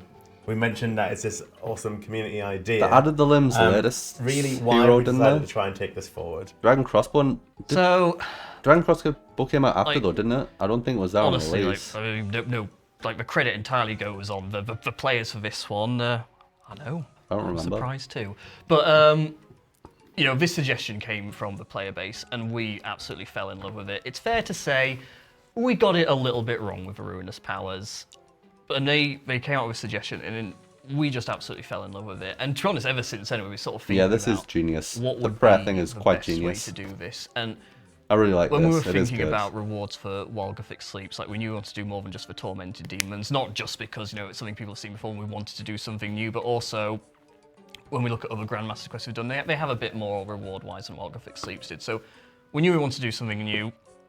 We knew that we really wanted to explore this god alignment idea, and they just fit really nicely. Like a quest about Gothics where you uncover like the lost secrets of Gothics, including this ancient temple where he's hidden all sorts of Gothixian bits and bobs. Like, prayers. it just fit as a really good opportunity. I am curious And what they're gonna be, I think though. one of the other nice I thing am about Wild curious. Gothics is sort of like it gives us a bit of time to explore that as well, because we're not So it'll having be to 4 focus new so much on prayers. designing the quest because somebody already did that quite a few years back. That we have a bit more time to sort of really dig deep into what a god alignment system could look like. So obviously the real challenge isn't also just the first god alignment with the rites of balance for Gothixian prayers, but also it'd be a bit of a rubbish god alignment system if it was only ever had one. As we said in the video, we're really keen to explore like how could we like take what we had with Ruinous Powers and like combine it with the God Alignment system, and maybe like a new form of Ruinous Powers like would be delivered through the God Alignment system. And as I think we said that, you know, we'd want to do that as a new reward for Desert Treasure 2. But you know, there's plenty of other gods out there as well. Like thinking about how can we make sure that those all work. So it's obviously still very early days, and we don't want to make the same mistake we made with Ruinous Powers. So setting expectations like very, very clear. Like if this doesn't work, we won't do it. Like we don't even if it works in a sense that we can come up with one really good god alignment, we need to be able to come up with multiple. So even if we come up with one good one, we still probably won't do it. We might do those in a bit of a different format, but the hope is, we can come up with a few great god alignments and, start with this fixing one, but then be able to deliver more, hopefully a few fairly soon after, because again, a bit of a rubbish god alignment system, you're only aligned to one god, even if there's the prospect of like, oh, maybe in 3 years they might add another one. Like, so we'd probably want to be in a place where we'd feel comfortable saying, right, you're getting the fixing ones now, we're doing the Zerosian ones, I shouldn't say anything because people will start me. I'm coming to think. I literally just said a little while afterwards. Yeah, I literally just said we're not promising everything. We might cancel it altogether. And now I'm already trying to undetermined amount of there time. There we go. Soon, TM. Yeah. But I think people get the point I'm sort of trying to make. But we want to make sure that we can, deliver a god alignment system that has multiple different god alignments that all feel like. Notable choices that you're never just sticking to the same one. That there's reasons to jump back and forth between them. Mm-hmm. Oh, it sounds great. I think learning a lot from Ruinous Powers and seeing how that came into fruition is a really good way of us approaching it. And I love the way that you touched on the fact that the quest itself is, basically designed. Yeah, there are tweaks that are going to be made, but a lot of the focus can be on that. Whereas with Desert Treasure 2, it was a brand new quest, a whole bunch of new bosses, all the uniques from them, and then the prayers on top. It was just way too much to handle. But thankfully, we still got to try it out in the leagues, though, which was really, really fun. So it gave you a little bit of a taste of what you can expect with new prayers and how that can change up the meta. So really, really excited to see what the community think of that. Make sure you go check out the full blog. I want to say a huge thank you, Ed, for joining us on the sofa. I think we should probably go over the reveal of the full roadmap now, because I know that you've got to get off and do some little technical work behind the scenes. So, do I? Yeah, I think so, unfortunately. Maybe you're not going to be so okay now. I shouldn't have asked how your day was. Can we show up the image of the roadmap, please? What have we got in store for us? Oh. Fill in all the blanks. There we have it with release dates where we this can. Is Valimor so we've got 2. Scurious literally coming out next week. The first here. update following the summit. Really excited to see how that one goes down. I think it's going to be a great new piece of content for everyone to get engaged in. Obviously, the focus of Scurious being combat experience, but it really is meant to be helping to bridge the gap between low level to high level PVM. So if you've not really had chance to explore PVM as a whole, this is going to be a really good way to do it. And it's not going to feel like a waste of time either, because you're also going to get some of the best XP rates for combat in the game. And then you can snag some juicy loot with the rat bone weaponry as well. Good stuff. Defender of Varrock next. And we said it was next month, so you can look forward to that fairly darn soon. So next Margaret story, as Mod-Ed has just talked about. Really exciting. It really sets up the later one down the line.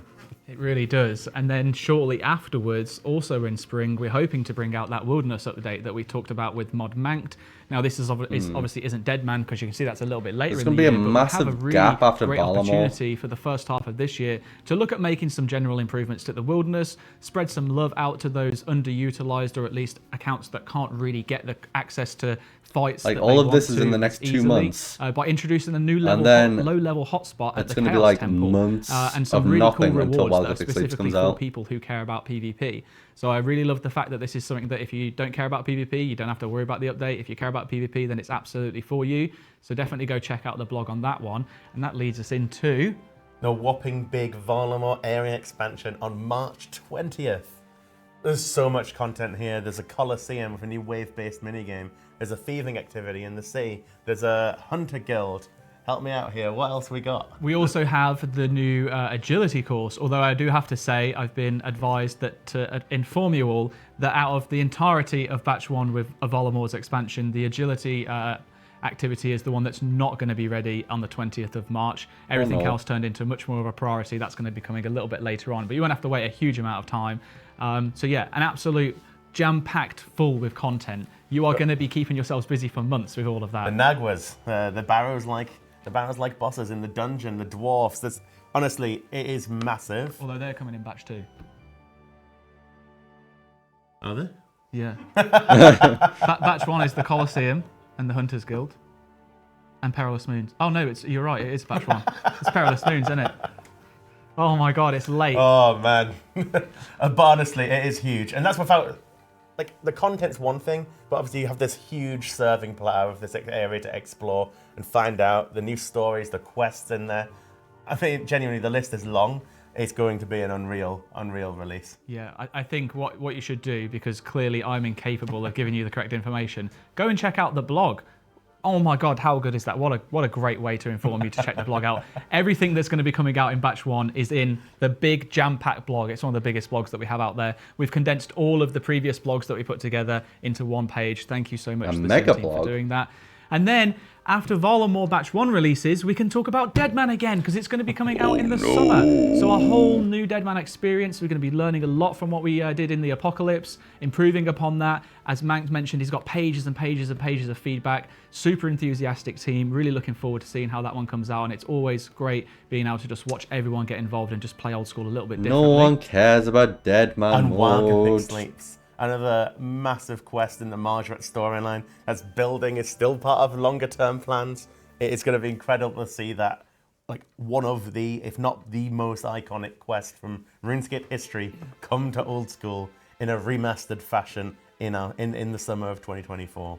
People have been asking for this quest. Yeah, Wild for Gothic Sleeps will be years, good. So it's good that when we finally get Yeah. back to doing Q&As, people aren't going to be asking us about Gothic Sleep when. Although they probably will, because they want to. What about when Zamorak sleeps? I mean, what if he just never sleeps? Yeah, You know? maybe he's awake all the time, yeah. He probably is awake all the time. I mean, he's got demons and stuff to control. Fair enough. Can't win wars by being asleep, can you? And then lastly, we have Valamore Batch 2 coming out in Good summer looks. 2024. That will He's include alive in the old school, man. Aldurin Mount. He'll always be alive. Not the mountains. It's not the Aldurin Mountains. It's the He'll never die in Aldurin old Isle? school. Island? Oh my god, hold on, let me scroll back up. It definitely has been too long of a night. But we have a new Herblore activity, 2 new quests. Oh, it was the Island of Aldurin. I was really close. And then Hailstorm Mountains, which includes a new group PVM encounter, which we're hoping to have as an overworld boss as opposed to something being instant. So that would be really, really interesting to see how that one goes down. Super exciting, an absolute jam-packed reveal for this summit. Really, really exciting. And obviously as well, things that aren't in the roadmap, but we talked about HD. There's a blog about that. If you missed it, check it out. You'll be able to see all the YouTube videos and such as well. They're linked within the blog, so you can get all the information that you need in regards to them. But that HD. gave us our first look at the improvements and the progress that we've made on our own HD. OSRS HD. Just to remind you all as well, that it's obviously a toggle. If you don't want to play in HD, you can play in SD. RuneLot's not going anywhere. It is just us basically exploring and improving upon our tech to see what is possible. And really, really, really exciting things coming out this year. Yeah, and an early exploration of a official plugin API as well alongside that. Yeah. Which is really exciting. And of course, a sailing technical alpha we're aiming for Q2 with as well. So you'll be able to get your first hands on anything sailing. Arthur I can't wait fucking to start Shelby. setting sail across the seas. A whole new section of Gillinor to explore. But what we should probably explore is who won these fantastic plushes. Do you want to Absolutely. take the mic, Kieran? So, right, we've got an Elvarg, we've got a lovely Vorkath, and we've got a lovely King Black Dragon. They are absolutely incredible. So some people are going to Are they going to announce anything else? today with these. Aww. Or Give is a look that after it? them. Right, so who's won? Elvarg. We've got Jim in the house. Vorkath. Historiandy. Historiandy. How many pictures on here? That's all. Ah, here's the character questions. phase. And King Black Dragon. Should Wild is Gothic going to Sleeps? Jordan Berg. Let's go. Let's go. You'll be contacted in Should Wild Gothic Sleeps, a remake of the 2008 Grandmaster Quest and the Madrat storyline, be added to the game? Get lucky with your RNG. Don't worry. All the details. If Wild Gothic Sleeps is out of the game, should we add a new unique item to the drop table of Tormented Demons? It is indeed. There we go. Just want to say a massive thank you to all of our partners. Opinion. If Wild Gothic Sleeps is out of the game, where would you like to see Dragon Claws come from with the addition of Tormented Demons? This question is for very soon, so keep an eye out for some developer consideration and not binding. Add them Tormented Demons, removing them cocks. That the poll for everything we have talked about should hopefully be live in-game. So make sure you head over and vote. Find your nearest poll booth or open the account settings menu and check it from there. There is the community poll's tab live. that has the poll module inside of it, so you don't have to go and Poll waste is any live. experience. So go and vote. The mega Let us poll, have yeah. your thoughts. Let your voices be heard. Look, I'm having I actually think, listened I to do this think properly now. It's option too many A is going to comments pass going on. here. My forehead has gone I 3 think inches this is bigger going to since I get got the here. most It's votes crazy. by a So lot. yeah, this is obviously your chance Add to them let to us know my what you demons think and about ruin them from everything we've talked Cox. about today. Option Will B, you do give not us add the them to my permission to demons start drop table. developing I things, think or will option you A not? is going Do to you want the pass. developers What would to everyone vote in the chat right now? I'm voting A. Never mind. I'm not going there because I'll This probably say something has that to I'll be A, regret, and right? I'm already on thin ice. So, yeah, go and vote. A? Let us know. Who wouldn't There's so vote much A? to be talked about, so much more to be talked about as well throughout consultation. Should everything Cox has pass got those so polls, make much. sure you check out all of the blogs. If you look Kieran, at anything you want to say Cox, about the blog? right? It's about to be live. If Are the it's not rewards live, on here? I'm seeing in the chat. It's not quite active. Where It the is hell are the doing that, rewards? so it should be there any minute now. Yeah. Fantastic. Okay, well, I guess then what we should probably If you do look is at just the wrap rewards, up. right? Make sure you do go vote. Everything Make sure is you do go vote. unique and Make sure you do go vote. Thank you very much. I want to say a huge thank you to everyone at home that has Everything watched. is unique as and always. like I really enjoy being able to do these. lore-wise based on Zarek. Thank you, Kieran, for helping with Like hosting, this twisted, like all this stuff. That's like an Dragon claws do not fit here. This does not fit with the rest of these items. the wonderful production team who have put together Remove an it. absolutely incredible show for us all here, making all the videos. This does not fit. amazing set that we're in, helping the show. Also, what the fuck is this? So smoothly. What the more smoothly fuck than is I can this? speak. And obviously 1 to 655 note grimy dwarf weed. Who made this? wonderful weekend. Enjoy Is that yourself. real? If you can, give us your feedback, fill out the surveys, let us know what you think. 1 to 809 grimy irrits. Thank you very much. See you later. What the fuck? And that's 2 and 33. 2 times 1 and 33. This is fucking stupid. 4,000 mithril ore. 65. It's literally max fucking stack. 65,000 pure essence. What is this?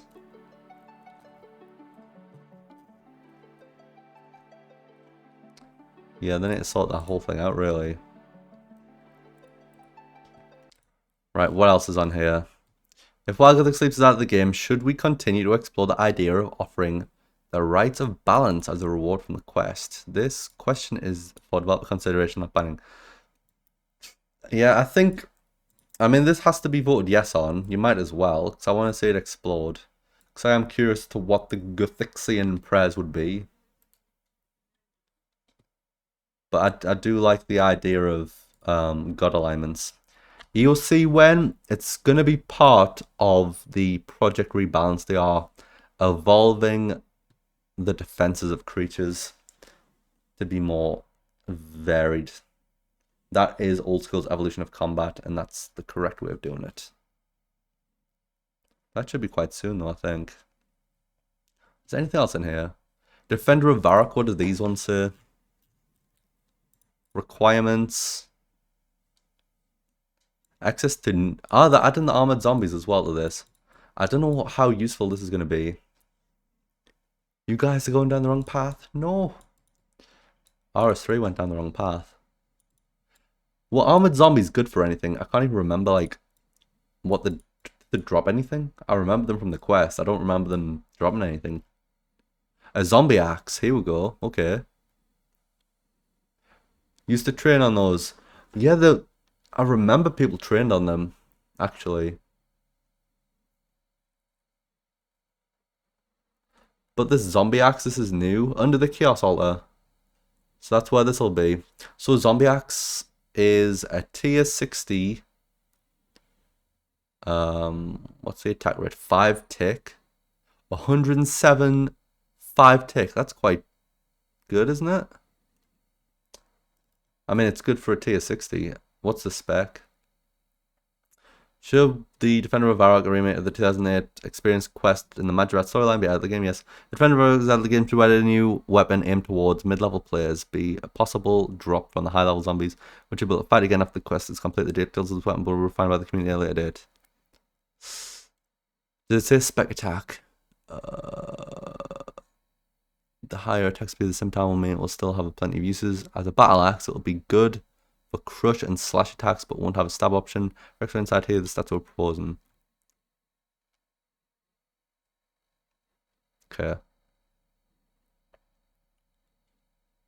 So this is to sit in the category of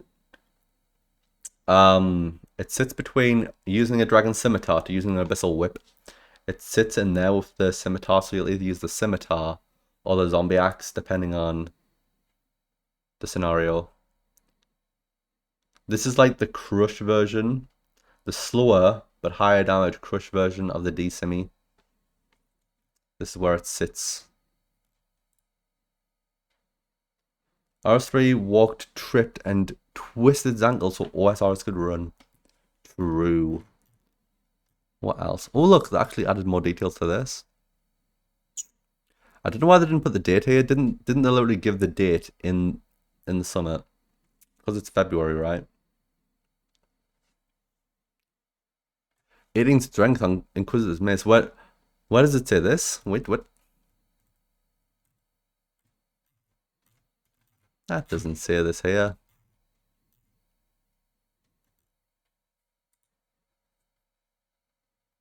New pet. Ah, compared to the mace. Yeah, but the mace is 4-tick, right? And this thing's 5-tick. The mace is better. Yeah, this is slower. It's a 5-tick battle axe. So Scurious, the Rat King, 3 new weapons. So it's the Bone Staff, the Bone Flail, and the Bone Bow. A new pet. So next month we're getting Defender of Varrock, which will add armored zombies and the zombie axe, potentially. Spring is going to be the Wilderness update. So this will probably be in March as well. Since this is the 20th of March, this is going to be probably early March. So the Chaos Temple rejuvenated. They're adding pirates to it. I don't understand why. Multi-combat hotspot, new reward, chivalry scroll, content for all builds. So this whole update here, this wilderness one, all they're doing is adding pirates to the Chaos Temple that dropped the chivalry scroll. Is that right? Is that the wilderness update? Is that the whole thing? Is that the whole thing? I think that's the whole thing, right? That's the entire wilderness update. Then Varlamore, they're adding Civitas Illa Fortis, the Colosseum, the Hunter's Guild, Perilous Moons, which will be quite cool. Camtorum, the Dwarf City. I don't know if this will do anything. This feels more like a decorative piece. I don't know if this is gonna have much gameplay elements to it. I don't know what you're gonna do there. Multiple new quests, which is good, and more. Don't care about Deadman mode. Wild Gothic Sleeps remade with OSRS twist, Tormented Demons, new rewards, Rites of Balance, Prayer expansion. And then Varlamore 2, which will have the island of Aldarin, which is the Herblore area. Hailstorm Mountain, new group boss. And more new quests. Right, interesting. I mean, that summit wasn't so bad. They didn't really talk about sailing that much. And it didn't seem like they've done much of sailing either.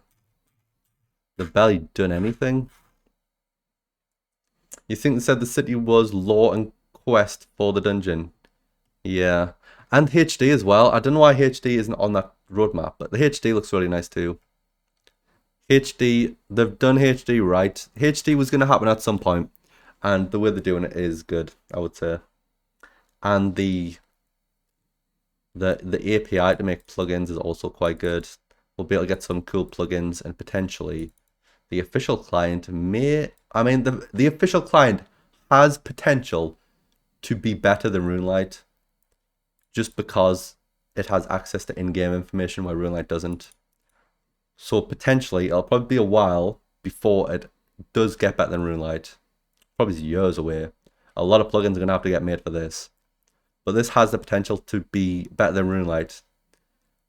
And I think that's what Jagex are kind of banking on. They want that to happen, so they can get rid of all other clients and have one unified client, and hopefully make it like hard for bots to exist. I fucking hope so, because I think that would be quite good. HD is probably 2025. I think it could be sooner than that. I think it'll be middle of this year. Because this looks really nice. Hi, I'm Mod West, senior environment artist. To begin with, This looks like this looks quite done already. We've also introduced volumetric lighting, which adds volumetric fog and God ray support to our main. Where's the skyboxes at? The skyboxes look beautiful. Look at those skyboxes. And rolled out prior to sailing. We've also been Look, oh, beautiful, nice clouds. skydome systems, allowing us to add clouds Look, that looks really nice. and additional atmospheric effects to the skies. This will I really allow us like the it. ability to craft bespoke lighting settings for all the different biomes found across the game world. And finally, we cannot light the game world without point lights. Yeah, point lights as and well. emissive material systems. This will allow us. Yeah, I fucking hate how these crystals look, you know. These crystals look like shit.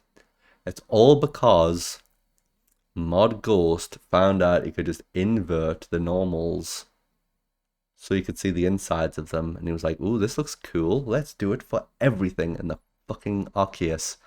And everything turned into crystals because he figured out he could do that. And it looks horrendous. It looks so bad. To have glowing fires, Arceus is one of the most ugly cities in the game. I fucking hate In it. this example, we have attached a dynamic point light to the So look how cool that looks. and enabled shadow casting, all courtesy of RuneTech. Both modes will be available on all platforms, including mobile devices, and players can switch between each graphics mode at any time. Quite good, Building I would each say. to stay authentic to the pure old school style and feel while building. Yeah, I'm glad they're keeping the authentic old school style and feel though. That is very good. Right, yeah, I think that's like everything for the summit really, isn't it?